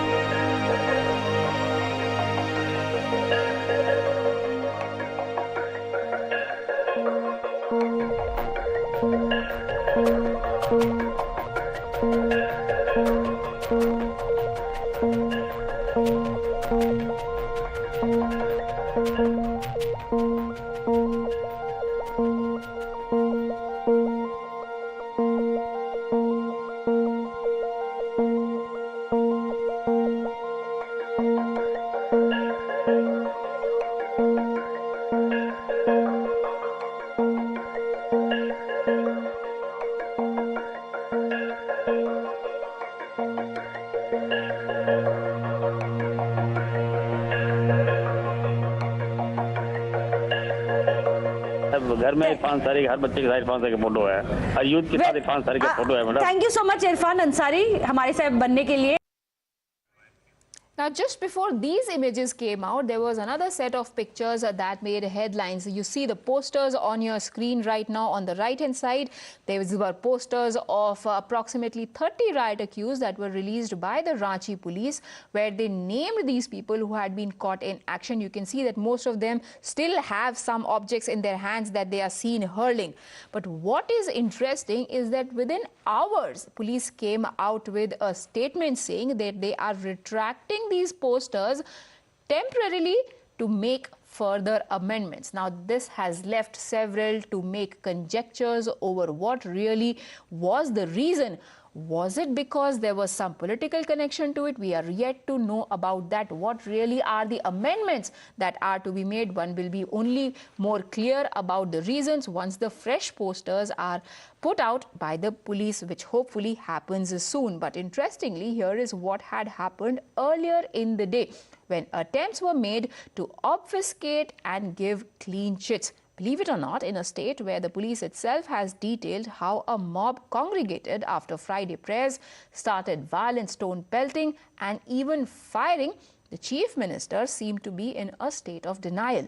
Today, in what looked like a shocking attempt to rationalize the violence, Hemant Soren had a ladke hain galti ho jati hai moment, where he put down the violence, the arson and rioting to gussa and avesh.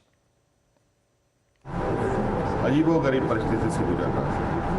आवेश में, तहस में अक्सर गलतियाँ हो। ये शहर जंग का मैदान नहीं है। कई जगहों से आप सबको, हम सबको कई विचलित करने वाली खबरें भी सुनने को मिलेगा और कई चीज़ें देखने को भी मिलेगा। आज कहीं ना कहीं हर खबर, हर चलचित्र में कुछ न कुछ हिडन एजेंडा छुपा हुआ है। Now, it's only natural to be confounded when a chief minister makes a statement like this. So, Times now decided to speak with him to get an explanation as to what really was the intent. Was there a context to it that could explain why he was trying to, what looks like, give cover fire to the rioters by dismissing them as a group of angry, misled youth who were making mistakes? But here is what happened when we tried to do so, not once, not twice, but 4 times. Sir अभी क्या स्थिति है, क्या कार्रवाई हो रही है हिंसा पर? बोल दीजिए। क्या बोल रहे हैं? मतलब आप लोग क्या चाहते हैं बुलवाना? आप लोग चाहते क्या हैं? ये पेट्रोल डीजल लेके निकल जाए क्या? क्या चाहते हैं? सर आपने कहा आवेश में गलतियां हो जाती है, जिसका मतलब नहीं समझ में आया आपको? नहीं सर। तो आप छोड़ दिए पत्रकारिता। Mr. Soren, sir, you made a statement yesterday.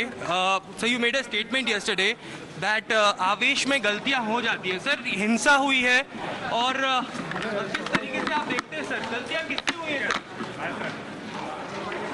Mr. Soren, just one statement, sir. Sir, just one statement. Sir, Mr. Soren, one quick comment, sir. Sir, you have made yesterday a statement. Sir, violence हुआ है sir Ranchi में, आपने बोला है कि गलतियां हो जाती हैं sir. Sir, please just one quick comment, sir. अरे sir, Mr. Soren. Unfortunately, Hemant Soren wasn't the only one. From Asaduddin Owaisi, who remained mum on rioting while condemning firing by the police in self-defense, to Congress Minister Rameshwar Oron, who smelled a pan-India plot. There seems to be a full-fledged defend rioters exercise that is underway.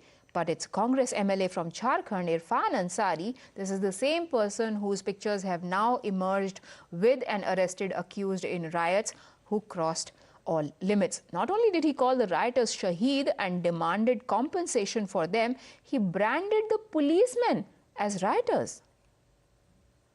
कि बेगुनाह बच्चा है, उसके परिवार को देखिए, कोई आतंकवादी नहीं था वो लोग जो गोली चला दी सीधा। मैं सरकार से मांग करता हूं कि सरकार जो बच्चे की जान गई है उसको शहीद का दर्जा दे। 50 लाख रुपया और एक नौकरी में मांग करता हूं। झारखंड में आपने 15 लोगों पर गोली चला दी, 2 मुसलमान बच्चों की हत्या कर दी, एक के जिस्म में 6 गोलियां। क्या हो रहा है ये? मैं इसको कंडेम करता हूं। झारखंड में जो फायरिंग हुई है, पूरे देश में इस तरह घटना कोई तो है, पूरा देश एक साथ सोचा, ऐसा तो नहीं हो सकता। एक ब्रांड वे में पूरे देश में चलाया गया, तो हमको सोचना पड़ेगा। Now shifting focus to another state where there is also complaints and grudges over the crackdown that the state government has taken, but in a completely different manner. 2 days after Sunday Bulldozer crackdown on conspirators and accused of UP violence, the after effects are pretty much visible in Uttar Pradesh.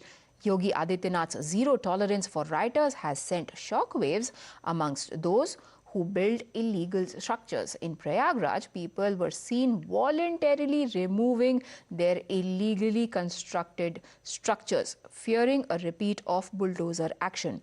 In Prayagraj, there is panic amongst those who encroached on public land.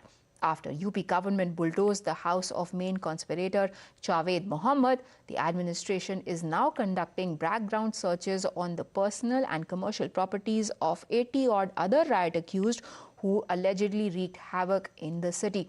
The administration is also mulling on the scope of precise punishment that should be meted out to them. Times now has accessed a list of 37 arrested rioters against whom the action is more or less imminent. UP top cop has made his intent clear. He asserts that those who pelted stones will not be forgiven. 350 rioters have been punished, with 92 belonging to just Prayagraj. आप देख भी रहे होंगे यहाँ पूरी तरह से शांति है। एहतियात के रूप में फोर्स लगा हुआ है और इसलिए लगा हुआ है कि कोई शरारती या खुराफाती तत्व इसमें अपने नापाक मंसूबों को अंजाम न दे सके। बाकी सभी कम्युनिटी के लोग हमारे भाई बंधु हैं, मित्र हैं। मुकदमा दर्ज है, 70 नामजद हैं, कुछ अज्ञात हैं। उन्हीं की गिरफ्तारी हो रही है या की जाएगी जो वास्तव में शामिल हैं और जो हार्ड क्रिमिनल्स हैं। ऐसे लोग जो जिनको उकसाया गया, नाबालिग हैं, उन पे हम विचार करेंगे। Now, with more and more rioters finding themselves cornered and on the radar of bulldozers, Owaisi and other leaders are unimpressed. They are actually objecting to this. They call it a super chief judicial action by Yogi Adityanath. AIMIM chief said that BJP's JCBs are targeting the Muslims specifically. Uttar Pradesh के chief minister तो super chief justice बन चुके हैं। वो खुद अपनी अदालत में किसी को कन्विक्ट करेंगे और घर तोड़ देंगे। अभी से घर तोड़ दो आप। रूल ऑफ लॉ को तो बर्बाद कर रहे हैं आप। जो घर तोड़ा गया आफरीन फातिमा का, वो तो उसकी मां के नाम पे था। आपने झूठी नोटिस दी, आपने झूठा कहा कि पहले नोटिस दी। आपको कोई इख्तियार ही नहीं है घर तोड़ने का। ये खुली नफरत की मिसाल है मुसलमानों के खिलाफ। The Deputy Chief Minister of Uttar Pradesh, meanwhile, has justified the action, making it clear that those acting under the influence of some groups fanning hate will have to pay. जो विशेष तौर से सीधे साधे मुस्लिम युवकों को भड़का करके उनको दंगे और पत्थरबाजी की आग में झोंकने की कोशिश कर रहे हैं, मैं उन बच्चों से अपील करना चाहूँगा, उन लोगों को कहना चाहूँगा कि इनके बहकावे मत आओ, क्योंकि आपके खिलाफ कार्रवाई अगर उत्तर प्रदेश में उपद्रव करोगे और बच जाओगे, ये संभव नहीं है। जेल जाओगे, ये जमानत कराने भी नहीं आएंगे। ये आपकी मदद करने बयान दे देंगे। बयान के चक्कर में पड़ करके कोई ऐसा काम मत करिए। सरकार कानून व्यवस्था को बनाए रखना चाहती है और जो सही रास्ते पे चलते हैं हम उनके प्रोत्साहन के लिए भी हैं, लेकिन कोई अपराध करता है तो उसके खिलाफ जो कानून सम्मत कार्रवाई होती है वो होती है और वो होगी। Meanwhile, a section of former Supreme Court and High Court judges, along with senior advocates, have now written a letter to the Supreme Court to step into the matter. They say that these demolitions are collective extrajudicial punishment and must be halted with immediate effect. Sources are also telling Times Now that Javed Mohammad's family is all set to challenge UP government's action in the court. They have termed the razing of their house as illegal and vendetta politics, because remember, the family has been claiming that neither were they served any notices in advance, nor does the property belong to Javed Mohammad himself. It is in the name of his wife, and therefore notices could not have been served to Javed Mohammad in any case. Now, there is one theme of provocation and incitement, but three different ways of dealing with them that have now been witnessed. That is the story of West Bengal. The three people on your screens right now are all accused of incitement. Those charges will have to be, of course, proven in a court of law, but the action seems to be selective in each of these cases. Because while the two men are roaming free despite their obviously provocative statements, the young girl has been behind bars. Not just that, her house was vandalized allegedly by a mob of close to 3,000 people in Beldanga in West Bengal on Saturday. This for a post that she had put out asking those involved in rioting and vandalism to leave the country. For that, an irate mob stormed into her house, pelted it with stones and bricks while there were people still inside. The attack continued even after she was arrested by the police. Times Now traveled to Beldanga in Murshidabad. Here is what Ashwini's residence looks like now, even as the family pleads for protection.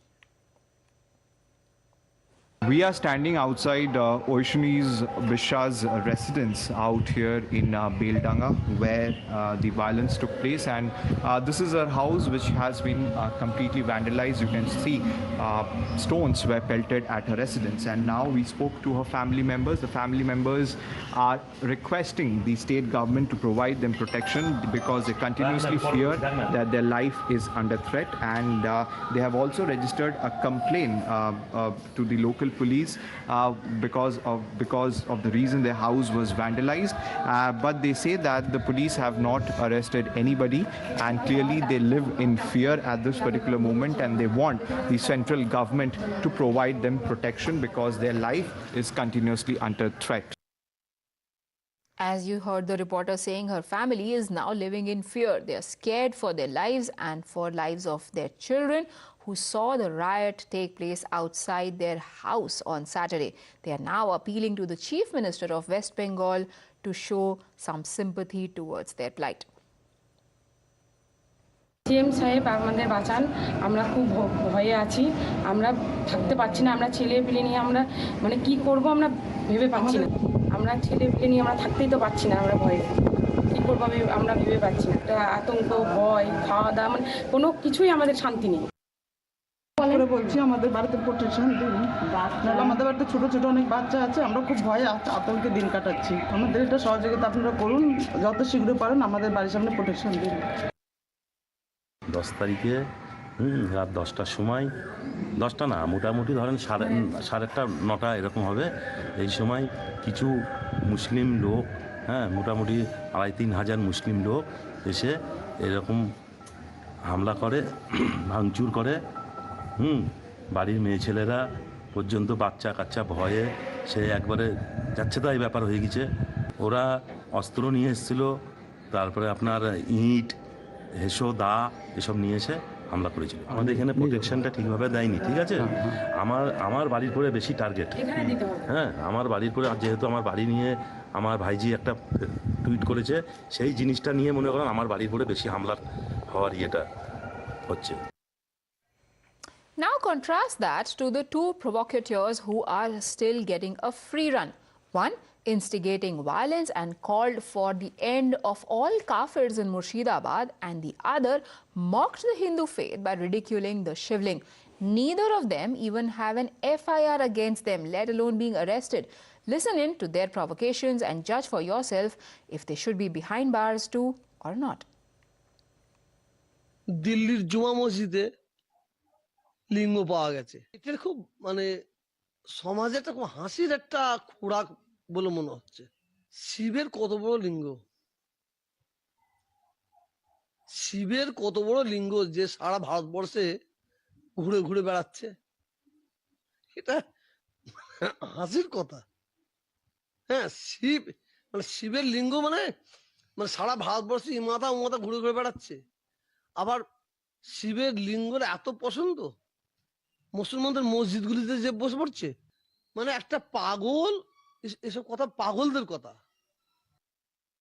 যেদিন 2014 27শে মে নরেন্দ্র মোদী পার্লামেন্টে শপথ নিয়েছিল, সেই দিন 2014 বলেছিলাম, अगर तू ही फिरौन है, अगर तू ही फिरौन है तो जान लो मूसा भी जरूर आएगा।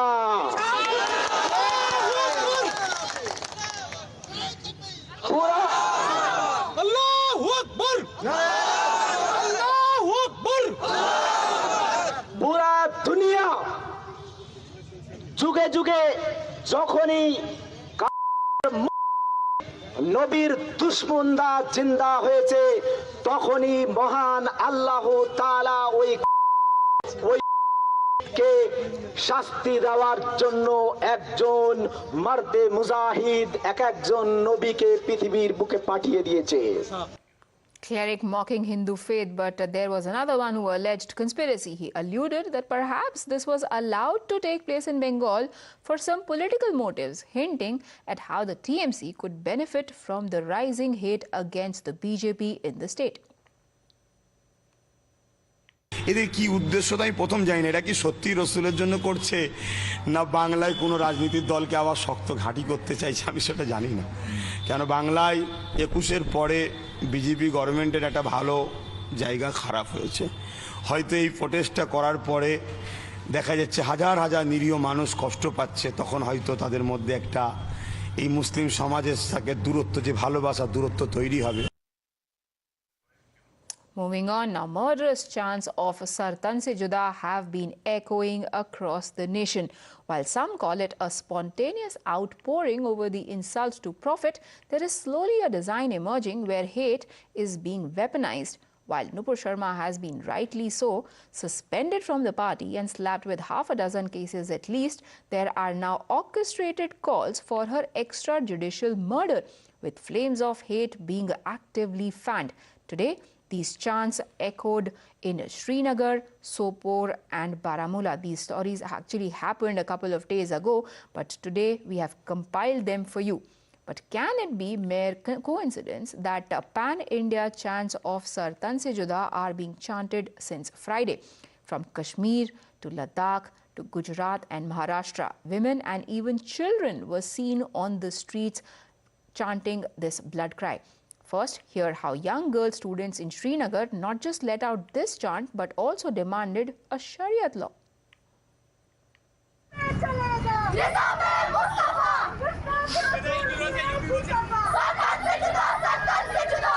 Sharik Patha.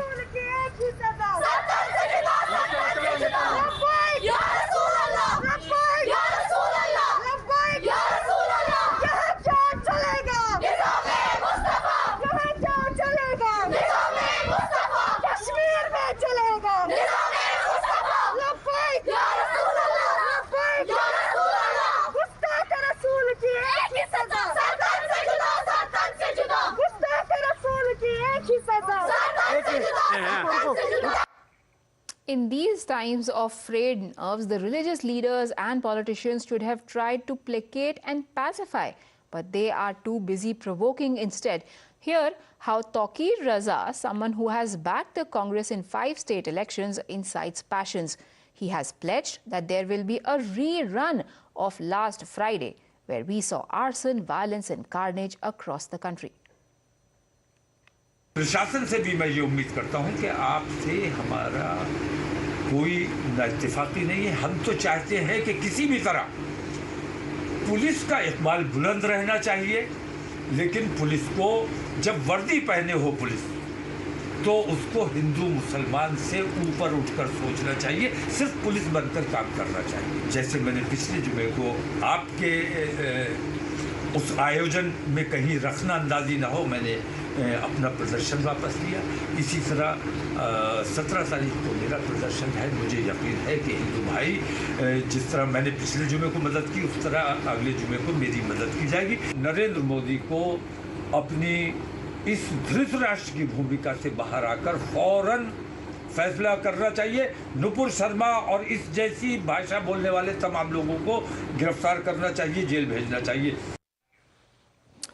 Unfortunately, a series of insightful comments are fanning these flames of hate. Let's remind you who have been inciters in chief.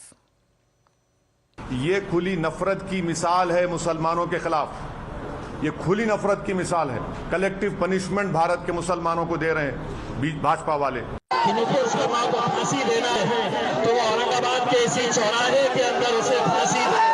नहीं तो अब वो स्टेटमेंट आप उसको कह रहे हैं तो उसके रिएक्शन में ही तो कह रहे हैं वो क्या हमारे नबी की शान में गुस्ताखी की है और फिर इसके बावजूद no action.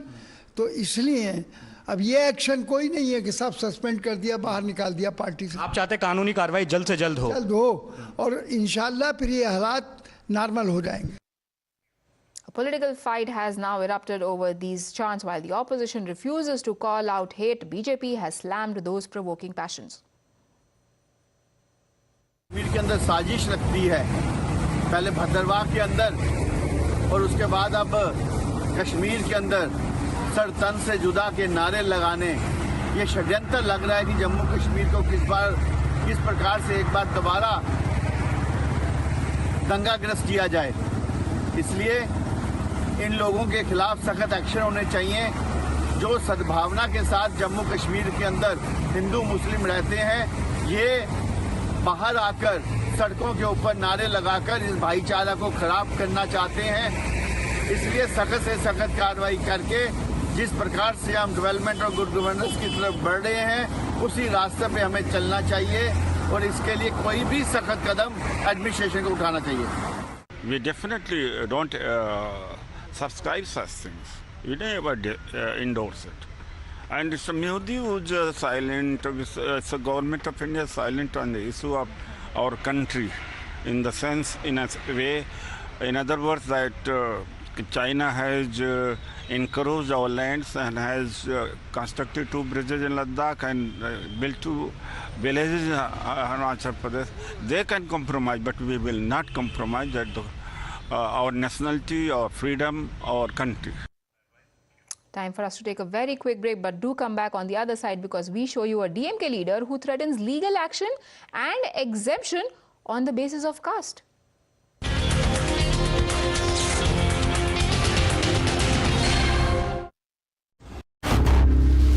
Times now. Action begins here.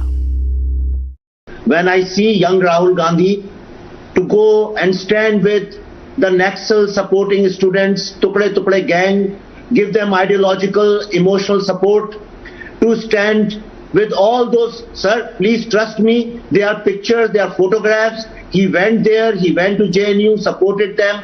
Rahul Gandhi is always found standing with the enemies of India. Slowly your party has started sounding as if you are absolutely anti-Hindu. And when I came to UK, people feel your party is now becoming anti-India. Please don't give me any explanation. Sir, I'm requesting you, don't give me any answer. Just pass on this message to the great grandson of the great Kashmiri Pandit Shri Jawaharlal Nehru, so that he understands that he should not stand with anybody who picks up guns, violence and terrorizes a community which is a minority in Kashmir. Thank you. I have to go, Rahul. Please excuse me. Well, I'm not going to come in anyone's way. I'll close this debate. We leave it at that. You go. See, you said something. I have to say something as well. Or otherwise, you have rules by which. No, say, finish, sir. Finish. I'll wait. Pass judgment on my party. No, what do you mean finish? What do you finish? You let somebody say something and you don't let me answer. What is wrong with you? What is wrong with you? What is wrong with you? Please take it that I'll never come back to your program if this is the manner in which you will function. I'll never come back. You've made a whole statement has been made at the end of the program and you haven't allowed me to reply. You said you wanted to hear from Mr. Agnihotre. I have the social media. I'm going to No, please go ahead. Finish. We haven't finished. Finish. Welcome back. Now a story from Tamil Nadu where the ruling party DMK is back under the spotlight for yet another anti-Hindu rant by one of its leaders. R.S. Bharati this time has said that Tamil Nadu BJP chief Annamalai was spared by the DMK from legal action because he happens to be a non-Brahmin. This is what he said. ஜாதகம் கொஞ்சம் மோசமான ஜாதகம் என்பதை அண்ணாமலைக்கு எச்சரிக்கை விரும்புகிறேன். நான் case போட்டனா நீ உள்ள விடுவே. ஏதோ நம்ம பையன் விட்டு வச்சுக்கிறேன் சின்ன பையன்றதுக்காக. ஏதோ ஒரு நான் பிராமின் தலைவனா பிஜேபியில் இருக்கன்றதுக்காக அந்த உணர்வு காரணமாக தான் உன்னை நாங்கள் விட்டு வைக்கிறோமே தவிர அங்கே கிளம்பிட்டானுங்க எல்லாரும்.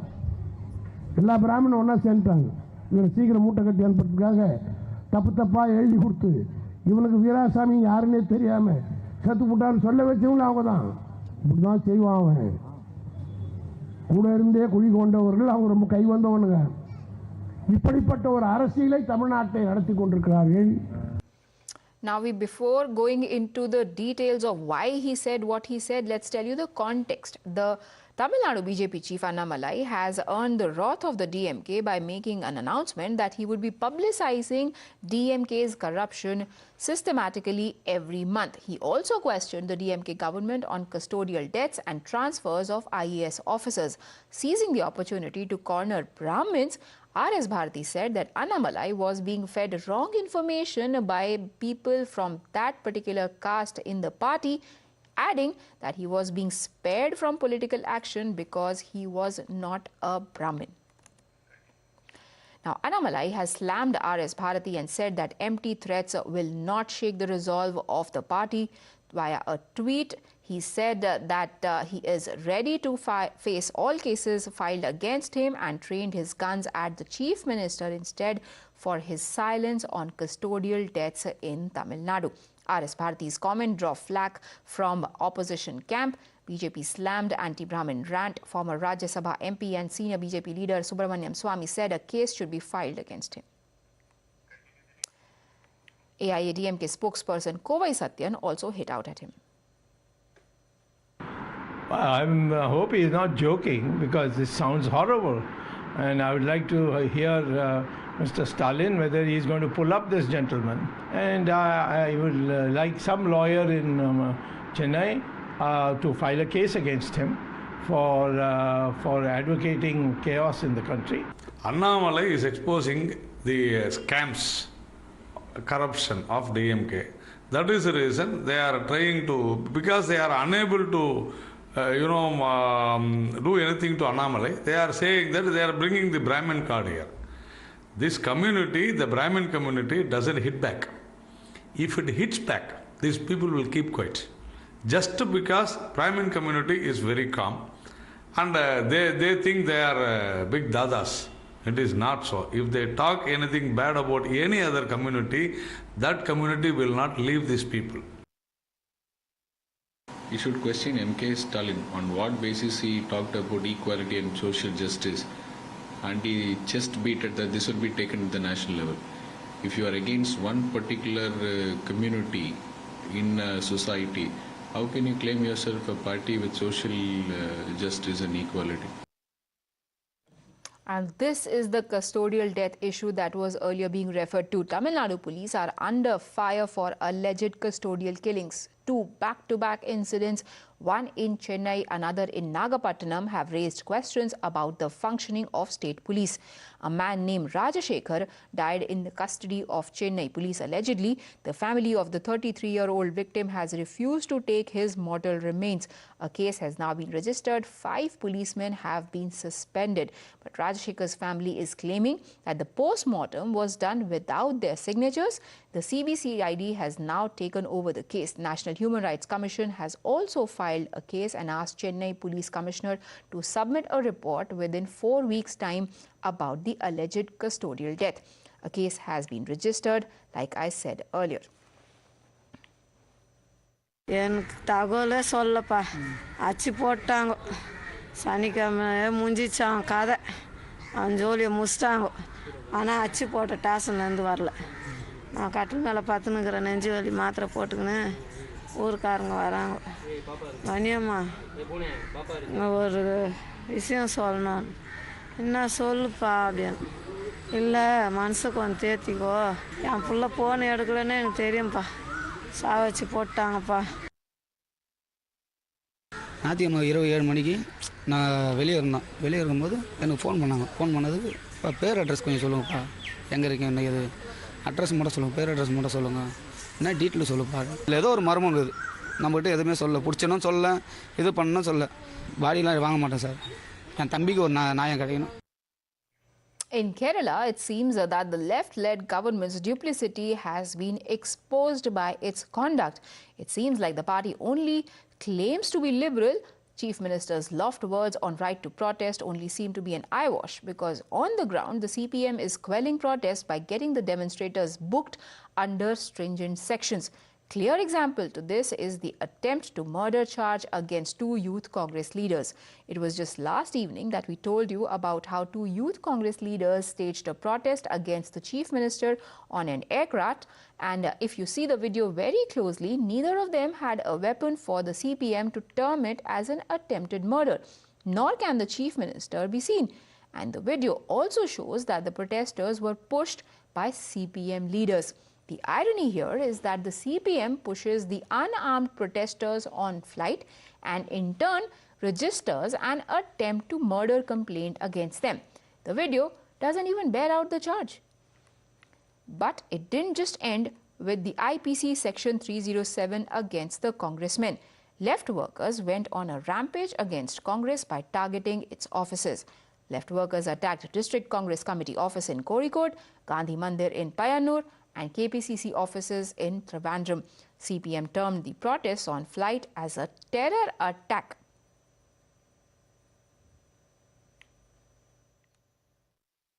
Right to protest and right to protest is a fundamental right. We are not against that. But what was happened yesterday at the flights, it's a terror activity. By making unnecessary, it is a serious attempt to attack Chief Minister. They had, this is not an agitation. This is a terror activity. Okay. Look, similar in 78 or somewhere else, I'm remembering that two of the Congress person has hijacked one flight. You may remember that. Yes. Likewise, it's a similar act done by Congress. On the one side, they are telling they are a democratic movement. On the other side, they are doing a terror activity. They are trying to sabotage the government. We have democratically elected government. Now they are making unnecessary strikes and agitation. They are trying to sabotage this government. The revelation made by Swapna Suresh, the people of Kerala has already rejected that revelation. People can use black mask. People can show black flag. That is the right of a person. Such stories are cooked stories. And it is to deliberate and it is to tarnish the image of left government. The Congress has called out the double standards of CPM and said that an attempt to murder charge was levied against protesters, no case being registered in the meantime against vandals who attacked Congress offices across the state. Yesterday itself registering a case, attempt to murder, the case was registered. But A.K. Antony, former Chief Minister, this office attack and all these things, still they have not registered any case. A number of officers they have destroyed, and including the DCC president of Idiki, many Congress leaders, they have manhandled. Their the wooden sticks would have hit the Antony's roof. Definitely he will be injured. So he was narrowly escaping.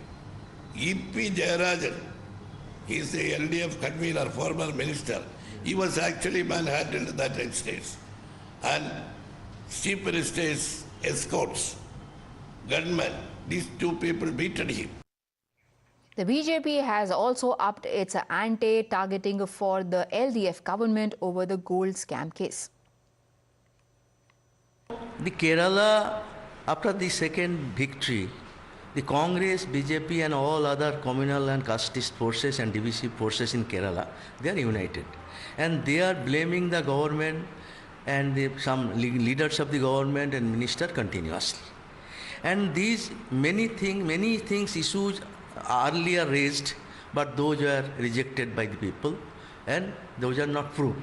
But this person who is raising the questions, she can be utilized by anybody. I think she is being used by the opponents and they want their political benefit out of it. There is no doubt about that because the CM is involved is very clear. So the CM is using the state agencies to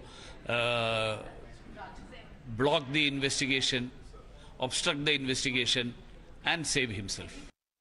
Instead of investigating that crime, instead of helping the agencies investigating the crime, why is he doing what he is doing? He removes an ADGP vigilance, and we all know an ADGP vigilance in a state government is appointed always by the Chief Minister as his close man. This ADGP vigilance is removed after the recordings are made public by the lady Swapna Suresh. And what do the recordings show? It shows that there is a man called Shaji Kiran who is going and offering money to this lady to keep quiet, to settle. Now, whose money is this man offering? And why is this ADGP vigilance meeting this gentleman Shaji Kiran 4 hours before Shaji Kiran goes and meets Swapna Suresh? Why does this ADGP vigilance, who is appointed by Pinarayi Vijayan, calling Shaji Kiran 33 times on his mobile phone? So these are all questions that point the needle of suspicion to the CM. And it is clear that he does not want to allow the fair and thorough investigation of this crime in the way it is going. And we are asking, we are appealing that everything should be done to allow for, this is a very serious crime, we must allow for a fair and thorough investigation of this. No intimidation, no muzzling of witnesses, no muzzling of people should be permitted. Moving on to another major announcement that came in from the central government that announced today a radical short-term recruitment scheme for the armed forces. The policy has been named Agneepath, and under the new model, youth will be inducted as Agniveers. This is a new distinct rank that has specifically been created for those between 17.5 to 21 years of age who will be employed under this scheme. They will also wear a distinct insignia as a part of their uniform. The soldiers recruited under Agneepath will be released from service after 4 years, though the new system will have a provision for retaining around 25% of them after another round of screening. They will be given a severance package at the end of their 4-year term, which comes to around 11 lakh rupees. However, this bunch will not be entitled to any pensions. At the launch event, Defence Minister and Tri-Services Chiefs hailed it as a key step towards making Army youth-oriented, modern and tech-savvy. आज का अग्निपथ नामक एक transformative योजना हम ला रहे हैं, जो हमारी आर्म्ड फोर्सेस में ट्रांसफॉर्मेटिव चेंजेज लाकर उन्हें फुली मॉडर्न और वेल इक्विप्ड बनाएगी। अग्निपथ योजना में भारतीय नौजवानों को बतौर अग्निवीर आर्म्ड फोर्सेस में सेवा का अवसर प्रदान किया जाएगा और यह योजना देश की सुरक्षा को मजबूत करने व हमारे युवाओं को मिलिट्री सर्विस का अवसर देने के लिए लाई गई है। मैं केंद्र सरकार का बहुत धन्यवाद देना चाहता हूं कि उन्होंने 10 लाख जो वैकेंसीज निकाली है उसके बारे में, और ये बच्चे जो है काफ़ी 1-1.5 साल से तैयारी कर रहे हैं, धूप में, छाँव में और बारिश में, एक सिकंदर में लाके मिलकर कर रहे हैं, देश की सेवा करने के लिए तैयार है। बिल्कुल सर, मैं नेशनल खेला हुआ हूँ बास्केटबॉल से, मैं एनसीसी से भी हूँ, तो एक जुनून है सर आर्मी के लिए।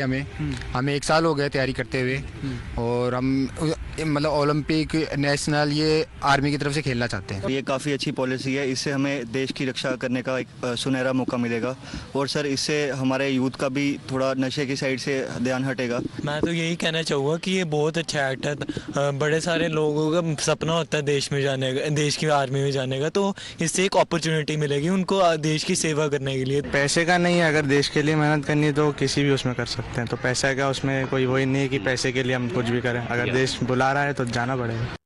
However, the opposition is not so optimistic about the scheme. They are calling it a policy that offers just part-time jobs, is meant to fool the people as they battle unemployment, and are increasingly asking questions of the government about lack of jobs and employment opportunities. They also say that this poses a threat to national security, because if somebody is being drafted in only for a period of 4 years, they might tend to be risk-averse.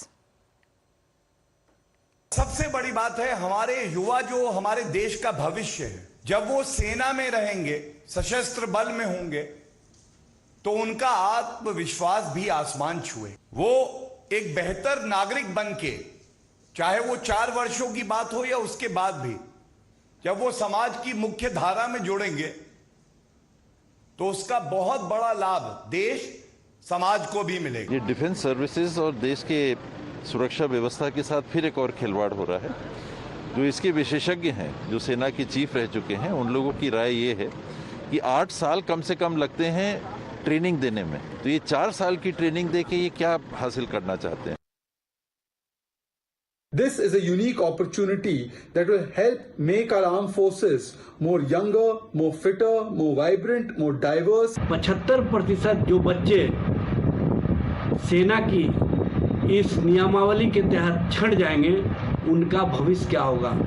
उनके द्वारा अन्य प्रतियोगिता परीक्षा में किस तरह से सम्मिलित होने का उपाय होगा? क्या सरकार की ओर से उनको कोई प्रोत्साहन नीति दी जाएगी? Time for us to take a very quick break, but do not go anywhere, because on the other side we tell you Rahul Gandhi has finally come out after day 2 of questioning what happened behind the closed doors at ED offices. All details on the other side.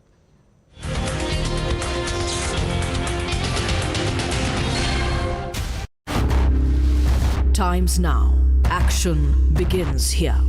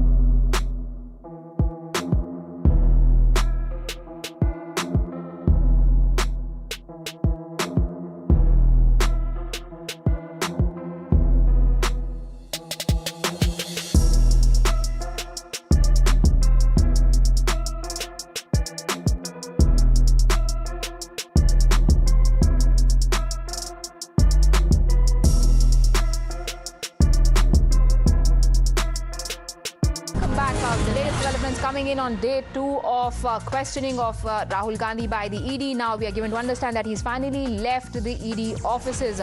This has been continuing for 2 days. Yesterday, remember, there was 9 hours of questioning, after which the ED sat Rahul Gandhi down and the written notes were made of what he had said. There were some corrections that were made, which took another 2 hours. Today, again, he has been given a set of questions. Whatever he answers, it's then typed out post-questioning. Rahul is shown these answers. What were the questions that were posed to him? What were the answers that he gave? Is all happening behind closed doors, and our colleagues Priyank and Bhavtosh have been tracking every single detail via their sources. This, remember, is a case that goes back over a decade, where an organization called Young Indian got into trouble for allegedly buying properties that were illegal. Rahul Gandhi is again going to appear before the Enforcement Directorate tomorrow, which is going to be the 3rd day of his questioning. This has been a marathon grilling by the Enforcement Directorate.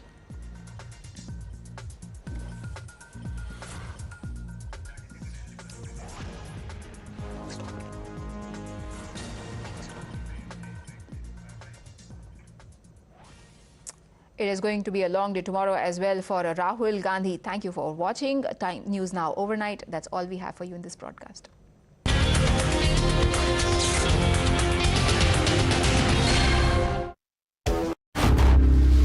Times Now. Action begins here. You use the word empathy. Many people will think, sir, that you're paying lip service to the term. Yes.